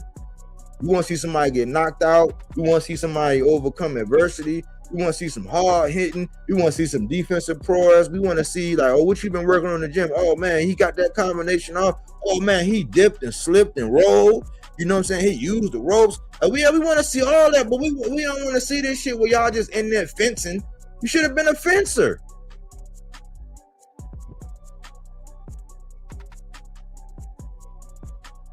Modern boxing has a real relevance problem. A modern Guardian analysis argued boxing is losing younger audiences, especially in the US. It's a fact. Like the younger audience, they like, man, nah. They more like the stuff that's going on with AB and Dean. They'll sit around and watch that for 3 hours before they actually go back and watch a real fight, like one of these fights, or rewatch one of these fights. That's why I always talk about when you have a fight in boxing, you want your fight to have what they call playback value. Meaning that when you go back and look at a lot of Floyd fights, they have playback. You look at a lot of Tank fights, they have playback value. The one we might get later on with Pitbull Cruz or whatever, if that's the one, their first fight had playback value. If you never thought Tank could box, if you was one of the ones that say, oh, he don't box, all he do is whatever, which is a lie, you can actually see boxing skills. You can see the full clinic. You can see the pull counter. You can see from the southpaw stance, you can see a lot of things that Floyd used to do and how he was doing it. You can see Tank adapt some of that from a southpaw style and fight that way against Pitbull. A guy who presented more problems because he was just as short. And I think Tank, it's easier to fight taller, bigger guys for Tank than it is to fight the shorter guys. That's more like, that's just my, being a Tank fan, that's just what I've seen. But he figured that shit out. The issues include fewer culturally significant stars, expensive paywalls, fragmented promotion. They're not even promoting this shit right. And confusing championship structures. Oh, this is an interim. Oh, this is what is this for? The interim. Oh, this the silver. Oh, this is, how come that dude got a belt? What belt he got? You know what I'm saying? Unless you really like a hardcore, you don't really understand. You just subject to what your favorite content creator is putting out there. And if your favorite content creator is full of shit, you're gonna get, you know, like how Mr. Gray Russell Jr. say, he's like, man, you ain't gonna food poison the fans. Like, yeah, a lot of the fans be getting food poison. Salute to Mr. Gray Russell, man. One of the best to ever lace him up too. I hope you come back soon again, man. We want to see you. Boxing has also lost mainstream visibility compared with other major sports. Yeah, boxing. It's changing. You got TNT. That's what Abdullah's saying. Boxing gonna be on TNT. You got Prime. You got Netflix. You got The Zone. It's moving around. Some of that is because like people will cut the cord with cable and, you know, things are not the same, but also a lot of it's because of performance. If I'm not even gonna say that because I don't want to sound offensive. But yeah, it is losing mainstream visibility. This supports the concern that the sport's health is in danger if the product becomes less fan friendly. This has been my point all along. This is not a personal indictment on any one fighter, any, you know what I'm saying, whatever. It's not. This is not like, oh yeah, I use some examples just to illustrate my point, but I don't hate none of these guys. These guys get hit in the head for a living. You know what I'm saying? I want them all to get paid. I want them all to go home to their families and have their faculties in order and be able to, you know what I'm saying, pick, choose, and refuse, buy whatever they want. Yeah, I want it for that. Anybody that's doing, you know, what they need to do. The thing is,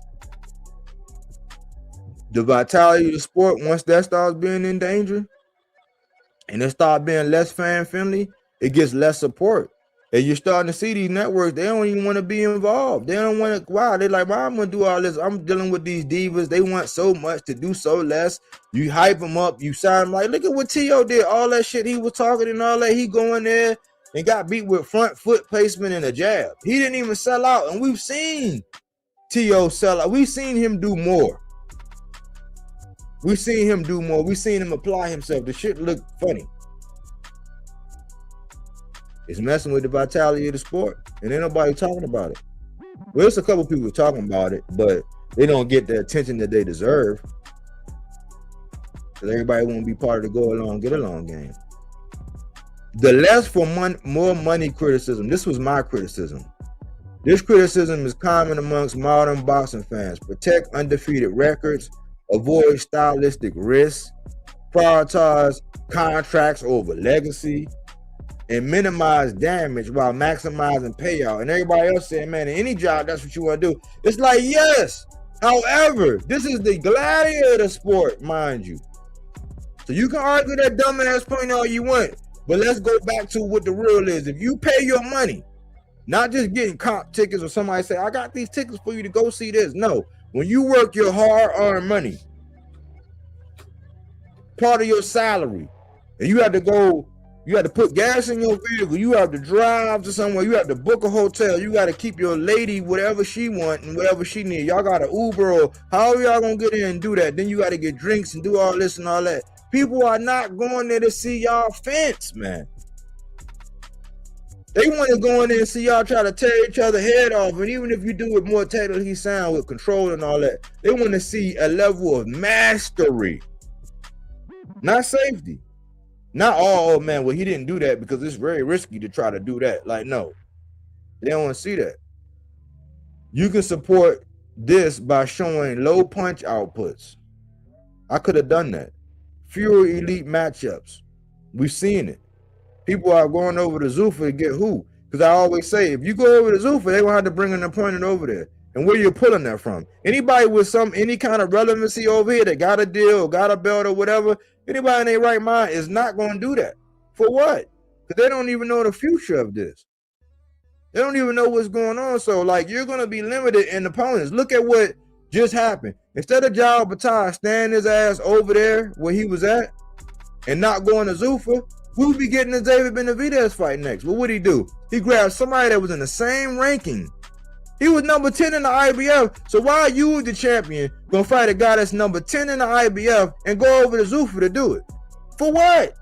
You could stay where you was at and pick that guy and then have David Benavidez next. But because everybody want to wipe Zuffa ass and be in good graces with Turkey and Dana and all that, and they want to be playing reindeer games and all that, ain't nobody speaking the truth on that. It don't make no sense. Now you stuck over there. And now David like, man, Zuffa, I'm not going over. I'm not fucking with no Zuffa. What you talking about? And now they saying he ducking. How? All Opatar had to do was stay where he was at. We be getting that fight next. That's how it was advertised. That's why it didn't make sense for him to go over there for Zuffa. He didn't have to go over to Zuffa to get Brandon Gladden. Gladden wasn't even with Zuffa. They signed him to fight Opatar over there. They didn't have to do that. It was an unnecessary step. Ain't nobody talking about that. They just want to shit on David Benavidez. Why? Because he with the PBC.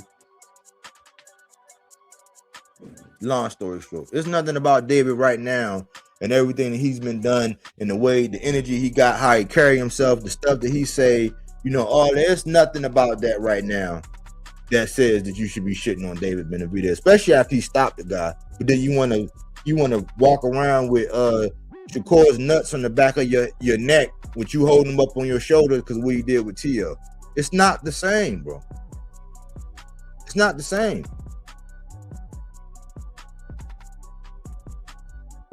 Haney versus Ramirez is almost symbolic of this argument. I went over that ad nauseum.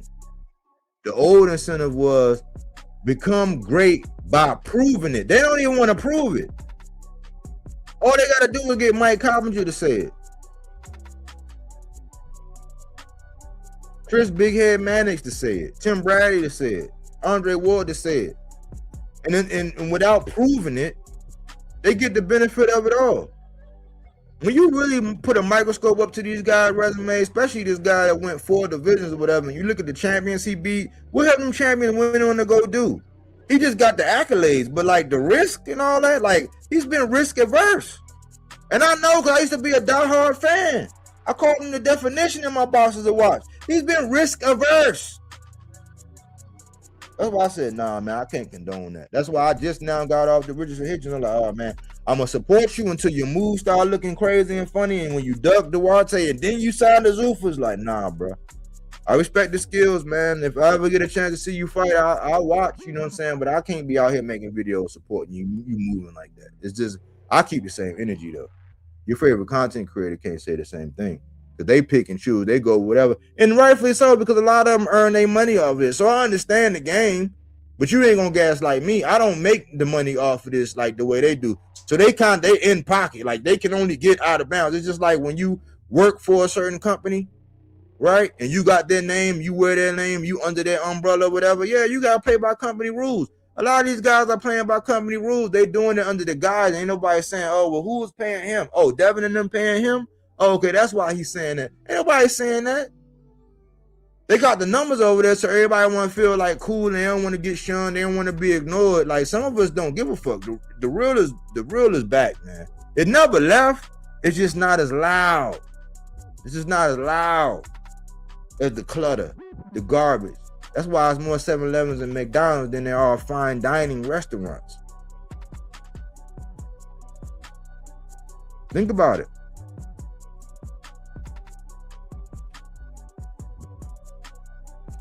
The modern incentive often becomes to be stay marketable by surviving it.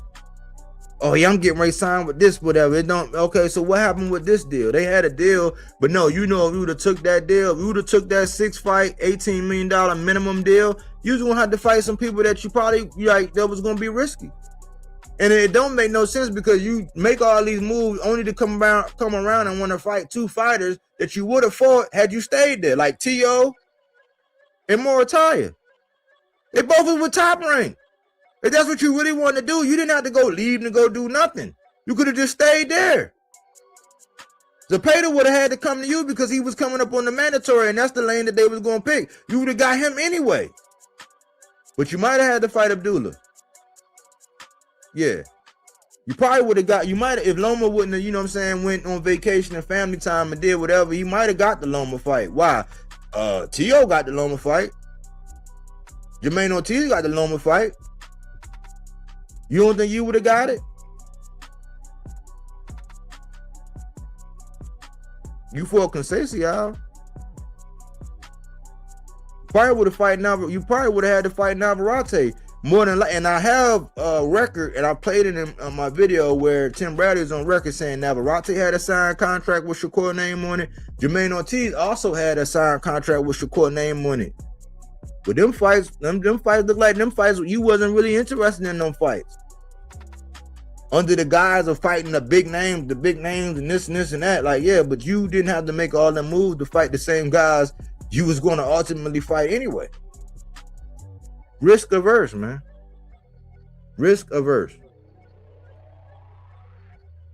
The other sports comparison. In basketball, football, and other major sports, athletes are rewarded for increasing production, breaking scoring records, and giving fans highlights and moments. In other sports, that kind of stuff is rewarded. Boxing is going the opposite direction. Boxing is drifting in the, and it's crazy because you'll have the Andre Wards, you'll have the Timothy Bradleys, you'll have these guys, even Roy sometimes surprised me. You'll have these guys who, when they was in the ring, they gonna make it happen. They gonna get the job done. They gonna sell out. Like, yeah, they gonna do whatever. But they're co-signing what these younger guys are doing now. And I'm like, hold on, bro. You wasn't even doing that, bro. You wasn't that kind of fighter. Like, you wanted to be special, and that's why you happen to become special. Like, but you're co-signing this bullshit now for what? Because you want to check? I don't get it. Boxing is drifting in the opposite direction when commercially pushed fighters produce less offense and less action. This is where we at right now. You don't like it, but don't hate me. Your boxers are doing this. Our boxers are doing this. Not the ones I rock with, because once I see you doing that, I'm not gonna be out here like putting on no throat coat, putting in no tonsil jewelry for you, grabbing my reach around extenders and putting on knee pad. I'm not gonna do it. I'm just gonna be like, nah, bro, nah. Even one thing I can say, even though Keyshawn is selective with his opponents, and yeah, he real selective. But even him, all my criticisms for him and how he throw all this linguini and say all these names or whatever, he ain't going in there trying to patty cake with you. At least that nigga in there trying to stop you or knock you out or hurt you. I can't give him credit for that. That creates a credibility gap. The sport sells danger, drama, conflict, but often rewards caution, delay. People waiting around, but like, what we waiting? Like, we haven't heard shit. We heard a whole bunch of name attachment from Shakur. We had a whole bunch of name attachments for Devin. We don't know what the hell they about to do. Caution. They want to have every single solitary advantage. Every kind of like, man, that shit, like when I start hearing how they're actually actively seeking all these, like the most advantages, and if they don't get them, then they not fighting, like, man, yeah, it's your livelihood and all that, but that's the pussy ass talking point. So, I mean, yeah, get all the advantage you can, but when it's to the point where it's like, damn, you want me to be blindfolded with my hand behind my back? Like outside of ring size and the type of gloves, who come out first, who come out last, what the fuck are we talking about? Now, oh no, man, you can only get 3 pounds and all this. And now catch weights, everybody hollering out some catch weight now. I'm like, I cringe every time somebody talk about a catch weight now. A certain fighter done it when there was a noticeable size difference. It's funny how you look at Devin standing in front of Loma, and then you look at Tank standing in front of Mario Barrios. And Devin get more credit for eking by, arguably losing that fight. He get more credit than Tank do for somebody like Mario Barrios. And you can clearly see the size, and that's not the only one for Tank. He also had Ryan like that, stopped him too. He stopped Barrios, Ryan, and Rolly. He don't get no credit.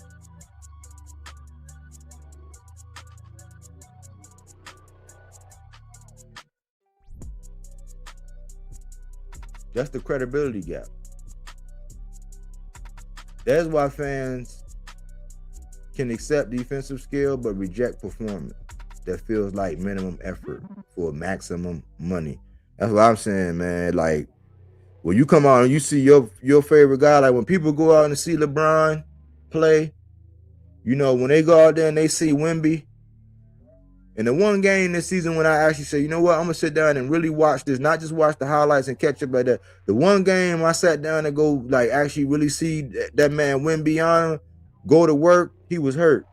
But guess what? I wasn't disappointed. Why? Because the role players stepped up. They was out there balling, and they won. Maximum effort. So even though I didn't get to see Wemby, who that's who I really wanted to see, because I think, man, that dude was special. Even though I didn't get to see it, the role players satisfied me. Why? Because they was balling, they was balling. Diving on the floor for loose balls, like they was doing getting back on defense, like trying to block, like they was balling. We don't get that in boxing, bro. These are the counterpoints that make my argument stronger. And this is what I do to keep myself balanced. You got to look for this, because I don't want this to be a slant. Defensive mastery is part of boxing and should not be dismissed. I don't dismiss it. Fans once criticized Mayweather in similar ways, so the argument must separate skill from entertainment value.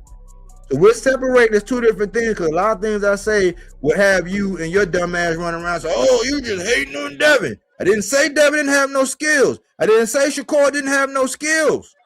I said they're being risk averse. That's different. It's not as entertaining as if, Cause you know with the level and how they're touted, like how Floyd had skills, but he was also entertaining. It's a balance.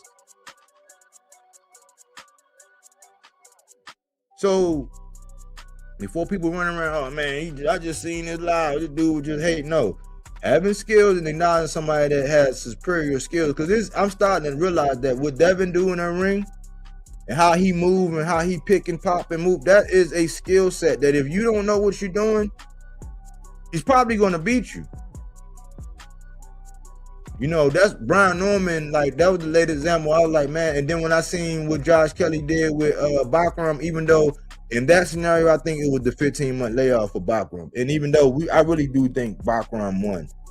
Like, he really won. I mean, I think that was so close. But, like, I'm not going to kick and scream about it.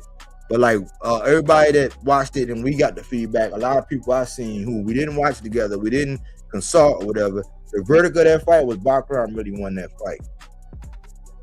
But it was the inactivity. But that skill set, just like what Xander doing, that shit is a skill set to be able to like punch while moving and all that. Now Xander, his output is different. This output that I showed with Devin and the 70 punches landed, like for the last 2 fights, like that shit is an anomaly. But he knows how to do it. But I'm telling you, this shit is not entertainment. Having a skill set and being able to do that versus people wanting to see somebody do that is 2 different things. It's no disrespect, yes. He spent hours, him and his father, they labored, they turned. Wally and Shakur, they labored and turned and all that, you know what I'm saying, whatever. But I could take a guy like O'Shaughnessy just like that, who's more entertaining. He's more entertaining, more offensive output. He can be a Teflon, he can do the same shit that they doing, but he switches. He loses nothing when he switches stance. And he's more risk averse. People say, oh, well, who has he? If you look at their resumes, right? And you look at who they fought and the conditions of which they fought him, he's more risk averse. He will go to risk. He has taken risks. He's been putting in decisions. Why? Because he has not been a social media darling. He has not been a people's favorite. He can do that if he wanted to. He don't do that though. He don't.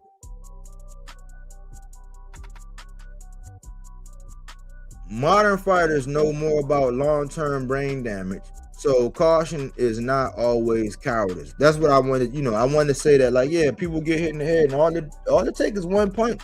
And when people fighting dirty, yeah, that's why I talk about the G-Man. That's why I don't like Conor Ben. I don't like the squabble.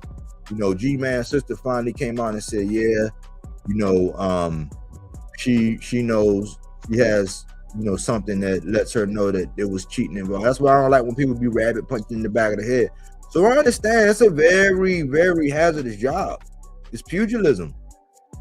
You know what I'm saying? So, you know, if you want to choose to be that way, you can't really, if you choose to be that way and you decide to fight like that and people are like giving pushback and feedback, you can't be like, oh, well, it's my head, not yours. It's like, no, in the sport where people are paying money to see what they want to see, you can't argue with that. It's like, I'm gonna fight my way. If you don't like it, don't support me. You probably should come out and say something like that. And people be like, all right, well, shit, hey, depending on who you fight, I'll support. And if you ain't fighting nobody or whatever, that's not gonna give you a good fight, I'm not watching that shit. That's just how it goes. Purses are driven by business economics, not violence alone. Not just violence, not just because you got a killer. Think about Bud and what he's been going through and how he's been and whatever. He wasn't selling out arenas and all that. He got all the accolades. He was able to, you know, do what he did with Canelo. He was able to do, and, you know, time with the timing of when he fought Spence and all that, he was able to get off. But that didn't make him a world beater. Like, he wasn't touring the globe and doing like, yeah, he's going on this media tour now, but like, even being a switch hitting killer, like a stopper, a guy who I call the closer, he wasn't. It didn't translate to mass appeal. Why? Because people are not gonna point this out. He was risk averse. He was over there on the top ranked diet. He was saying, "Oh man, they won't let me play in any reindeer games and all this and pick, choosing, and refusing." I was just talking to somebody. I was talking to this dude, Candy Slim, the other day. He done came over here. We got a history. We know. I'll be seeing him over there in the Boxing Boys. over there rewriting history and shit. Rewriting history. When Bud was on record, Akin Barak saying, hey, the fight passed me. Well, probably, yeah, I ain't fighting him, man. He's like, man, it's gonna hurt his legacy.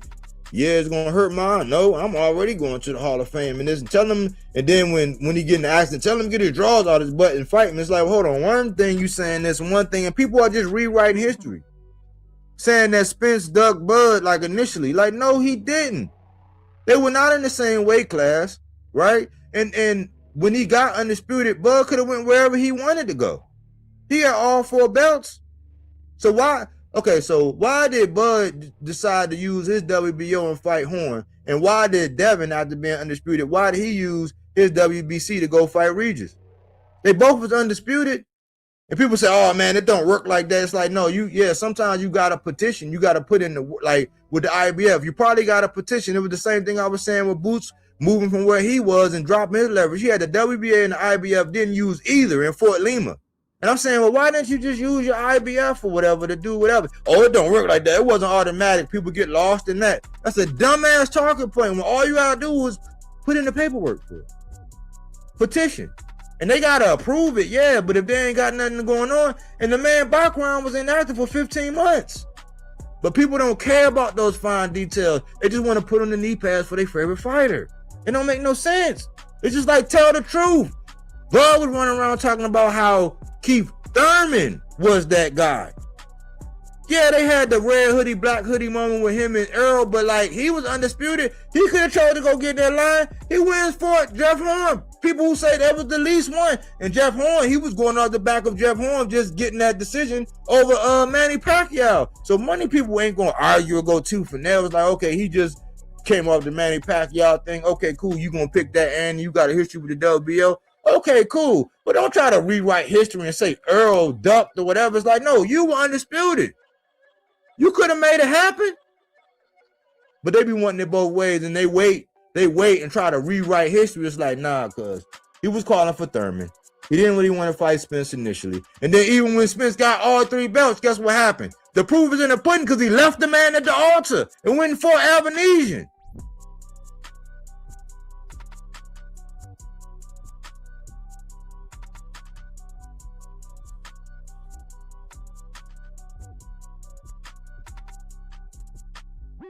Social media has changed how stars are built, marketed, and protected. Social media, man, they are built on social media, they're marketed on social media, and they are protected on social media.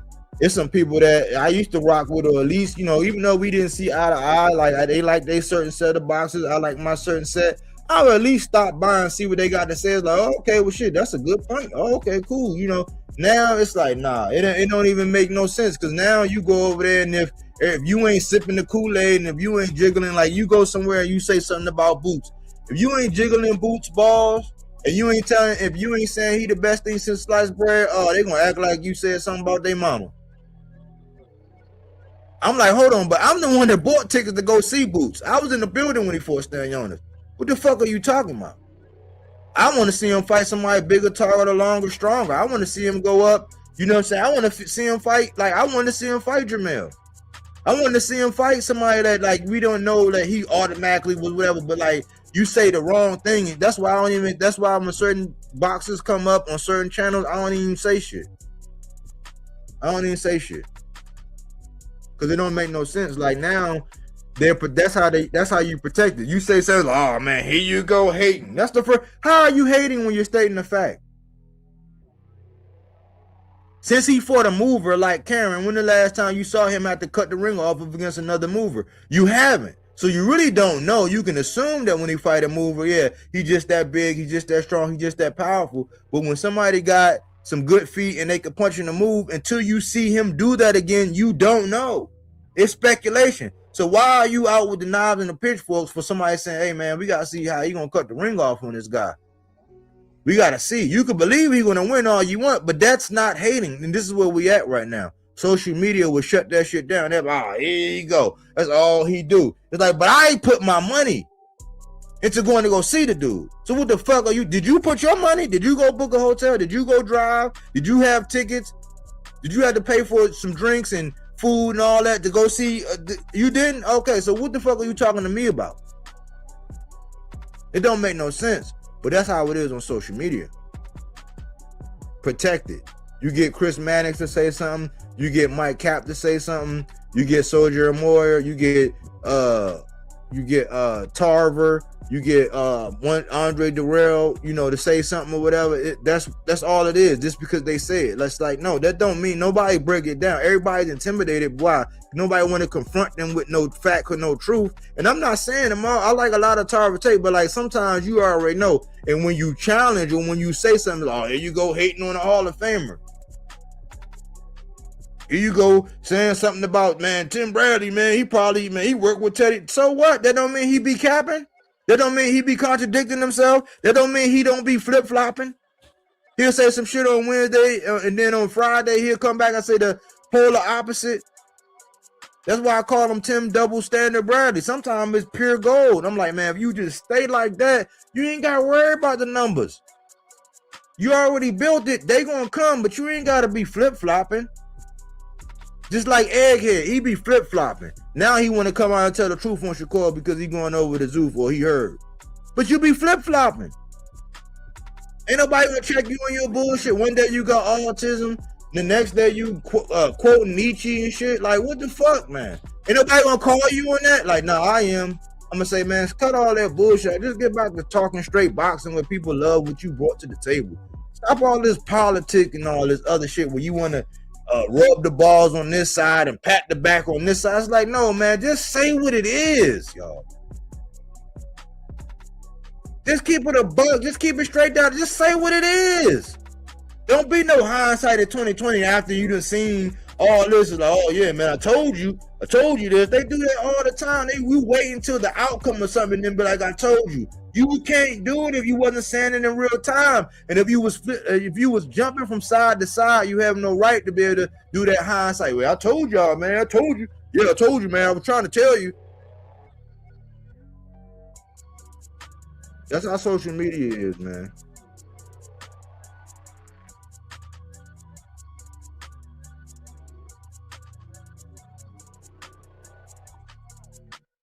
These were the title options when pugilism became business. And they all were good. That's why I included them. The death of the gladiator era. Boxing. From warfare to wealth protection. The art of fighting versus the business of surviving. Has boxing forgotten the fans? That's what I'm asking. Have y'all forgotten the fans, fighters? The commercialization of pugilism. The safety era of boxing.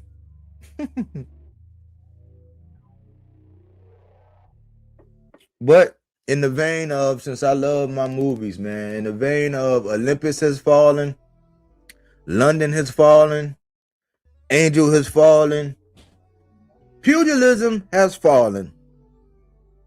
And if we don't grab this shit by the throat and check it and make it do what it's supposed to do and at least speak to the things that need to be spoken to, man, we're going to be looking at WWE, WWF. And this is why I don't trust the Zuffa shit. I don't trust it. Why? You go get a big name and you bring him over. Who you gonna bring over? Are you gonna bring over a killer to come beat him? No. You trying to build something, especially if you're gonna give him some kind of long-term money. So dare I say that we're gonna be seeing a lot more like fixed fights. We're gonna see a lot more shit where people don't look quite right, like T.O. versus Shakur. Like, we're gonna see a lot more shit like that where it's like, yeah. We hear about James Prince coming to your house and doing all that, and then you show up the next day. You talk all this shit. Your father don't come, you talk all this shit, and then you show up in the ring, and you don't sell out. You just hand over your cornbread like that off of a jab and front foot placement. He ain't even put no cayenne pepper on you. He ain't even do nothing. You ain't even sell out. You just stood there, got punched in the face, and got checked hooked over and over again. We're going to see a lot more shit like that.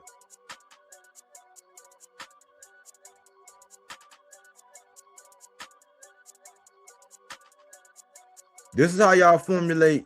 I want y'all to see this. This is how y'all formulate this shit, y'all. I want y'all to see, because I want y'all to copy this shit.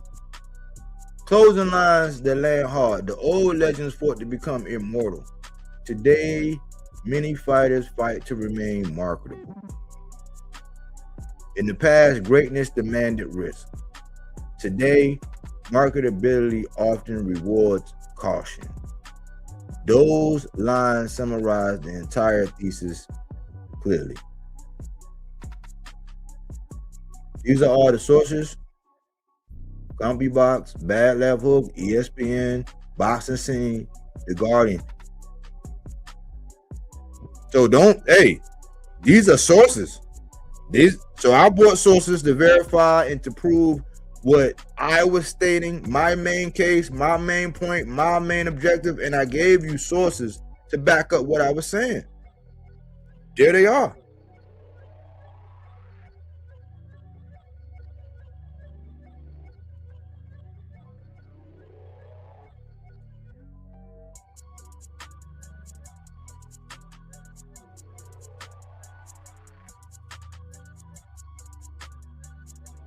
I had to do that, man, because I hope y'all copy this. I hope y'all see it. I hope y'all spread it around. I hope y'all be talking about it, whatever. But it's gonna force you.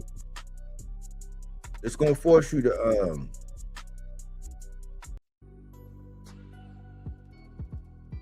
It's gonna force you to face the facts, man.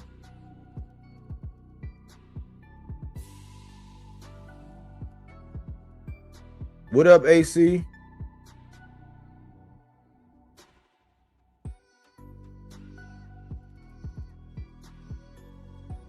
Yeah, I knew it was gonna get it. I knew a lot of y'all. Yeah, I knew that thing was gonna start thriving for a lot of y'all. I knew y'all was gonna be butthurt by this because the truth hurts. You know what I'm saying? The truth hurts. It hurts. It hurts. Oh, it hurts. The only thing is, instead of coming up here and insult, you could have asked for a link. You could have said, "I want to debate." You ain't say none of that because you know I will kick your fucking ball all over the fence. That's why a lot of niggas, they be saying a whole bunch of shit online, but I be right here. The link is right there. That's why I said I knew it was going to attract something, because when I put that burner account friendly, that's when the people that really admire me, they get on their burner accounts. You know what I'm saying? They come because they know they got up here. They don't want to be. I heard somebody using my shit the other day talking about, I don't want to put you up on the Summer Jam screen. Come on, man. Enough is enough, man. Stop all the copying and all that. Be original in some kind of way. But I always afford people the opportunity. I always afford people the opportunity to come see about me. I just don't be wanting to be in front of the camera the whole time, because people get like they be getting caught up in how somebody look or whatever. Like if I got my mustache shaped up or my hairline right or what color shirt I got on. I want you to listen to it and get this work. This shit should be more cerebral than anything, and it should be up here. It should force this thing right here to keep going and keep turning, and wheels keep, going. But I had to. I said, man, like the numbers and what's going on with boxing, man. Like if y'all keep condoning this shit, and like a lot of y'all, like I can tell some of y'all are young as fuck. You know what I'm saying? I'm 45 years old. I come from a different era. So I might be borderline in unk status or, you know what I'm saying, big bro status or whatever. But like a lot of y'all youngins, y'all just you just think somebody hating, and you haven't even sat down and think about, a lot of times I notice that when you're younger, especially if you don't have practice in it, you tend to open your mouth before you even think about what's coming out. You just freestyle, because we in a freestyle. I can just say how I feel and all this. It's like, no. This shit took research. This shit took time. I was sitting up here thinking about this shit because I couldn't sleep. I done played all my chess games. I've been burning up on chess. Salute Cookie Monster. I've been burning up the chess games. I've been getting better. Whenever I'm deep in thought or going, figuring things out in life, I play a lot of chess. I've been burning up my chess games, been beating the shit out of people. And I just couldn't sleep last night. But I'm sitting there thinking, I said, man, where's boxing going? So where the people that's doing what they supposed to do, moving how they supposed to move, they got all that good energy. They don't get they're not marketable. Why? Because they can't be owned. Most of the time when people, think about this, most of the time when people are moving the way they're supposed to be moving, talking how they're supposed to be talking, conducting themselves the way they're supposed to be conducting, that is a signal that they have somebody behind them with a plan of action, which means that if you have a plan of action, somebody behind you and guiding you, you can't be controlled. You can't be regulated. But the people that's out here like loose pit bulls, saying they want to smoke with everybody, they want to fight the rock wall over here, they want to fight the Doberman pigeon over there, you know what I'm saying, just for the shits and giggles, they want to beat the shit out of this poodle over here. Then all the gates open up, and they actually start fighting the people that was behind the gates. The pit bull actually fight the rock waller, and they out here still looking like wallflowers. Like I don't even know who I'm gonna fight. That's who social media is pushing. That's what these agendas, these unfounded, and I saw this last year. It's been going on, like it's coming up on a year and a half now. I said, man, I'm tired of these benefit of the doubt fighters.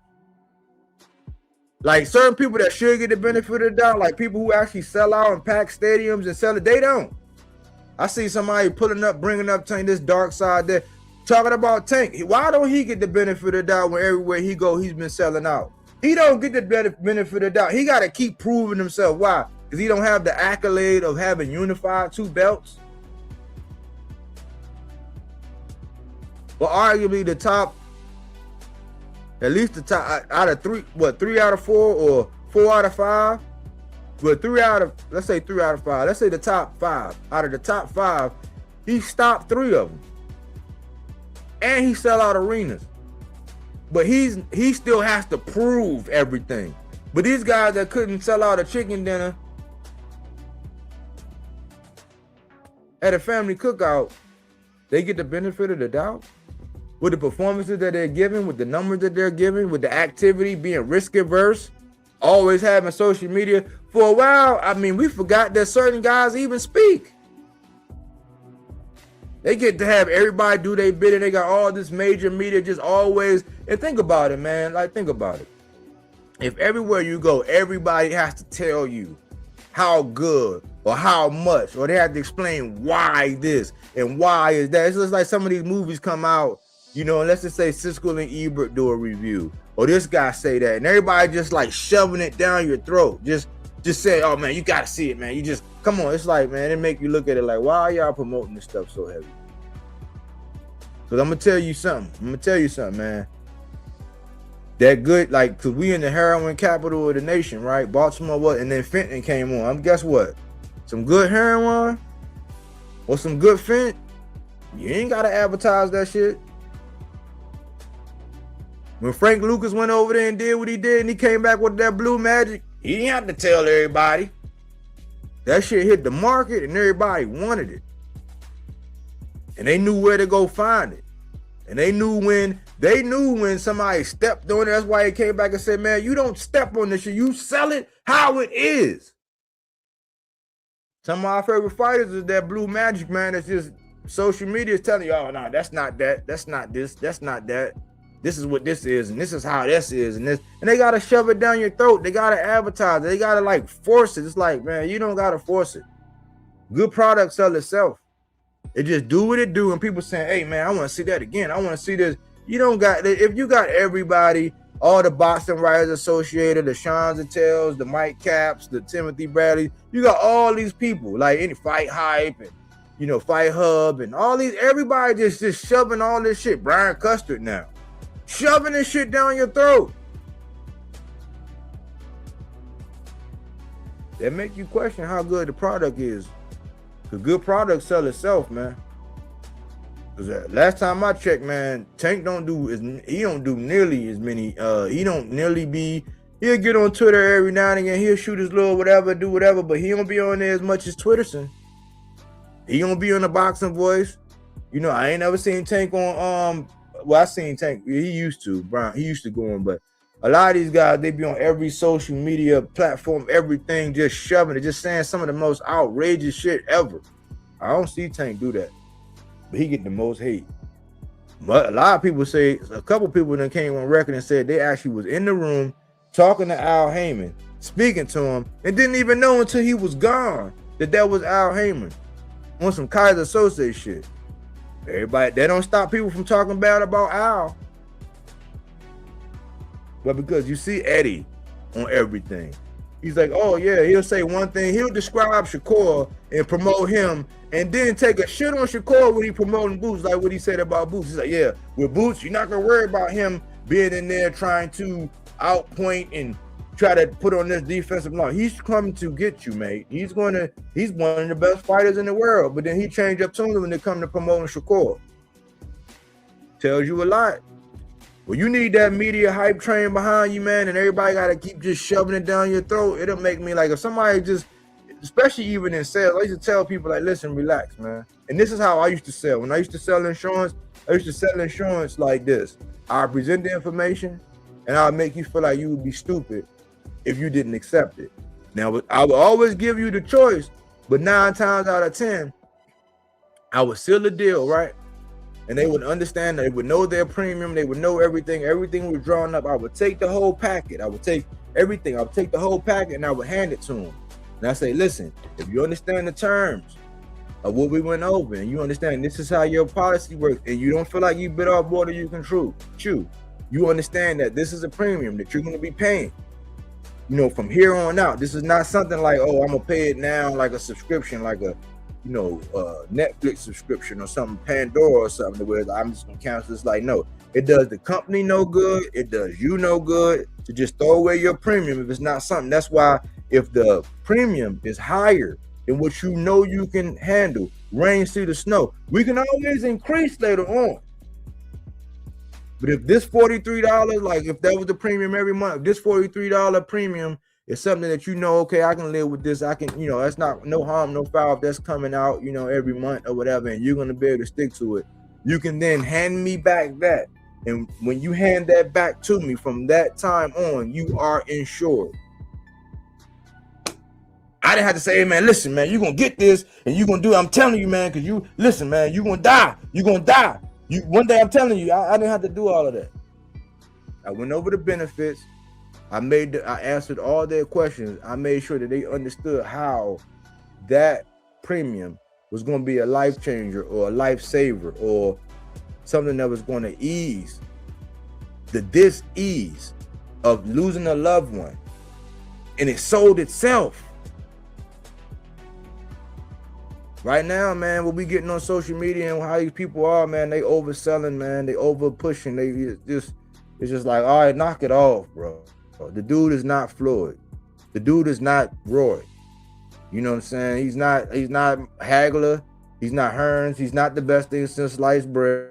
He picked, choose, and refused. He chose when he wanted to negotiate. He walked away from fights. He did this and all that. Like, that's this era. None of them guys are moving the way the guys of yesteryear move. None of them. There's some young guys that's actually got that energy, and we'll see. Only time will tell how they continue to move. Because I've seen people change. I've seen people come on and say this. They get out to a fast start, then they start turning like divas.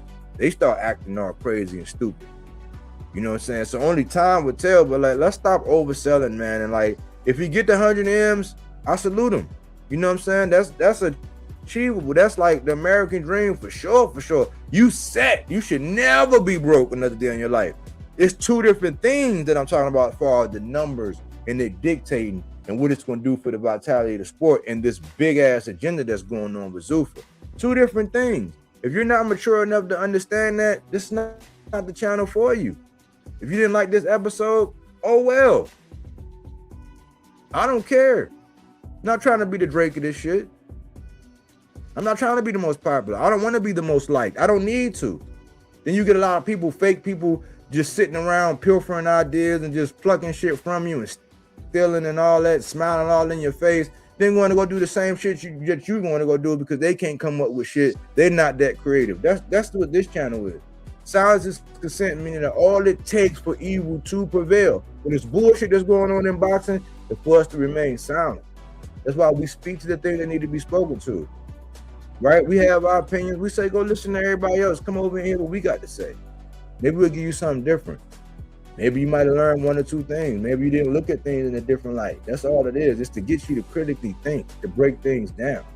You know what I'm saying? We're not here to hate on nobody, especially if they look like me. But I look like hating on somebody that look like me. You know what I'm saying? What I look like? No. People can't handle honest dialogue. But hopefully you was able to put something in your rucksack and march on with, man. We are monetized. It do take work. We do put in work. We don't just go listen to what this guy said and then go do our own rendition of it and copy and paste and use their terms and then say, oh yeah, man, you the first one and you the only one. We don't do all that bullshit. That's disrespectful. If I hear somebody say something, I'll tell you, hey, I heard this somewhere else. I heard this there. I got this from there. Or I heard such and such say this. I heard blah, blah, blah. I do that. We do that. You know what I'm saying? And we the little guy. We say we're in a niche market, right? We say support us too. You know what I'm saying? Like, comment, subscribe, super chat, cash app. Support the channel, man. This is why I've seen a lot of smaller channels fall by the wayside for lack of support, to where they just gave up and said, you know what? Ain't nobody doing it. And they're not going to go popular. They're not going to be the most, they're not going to go along with the get. I'm not going to go and just link up with something. I'm not going to go sit on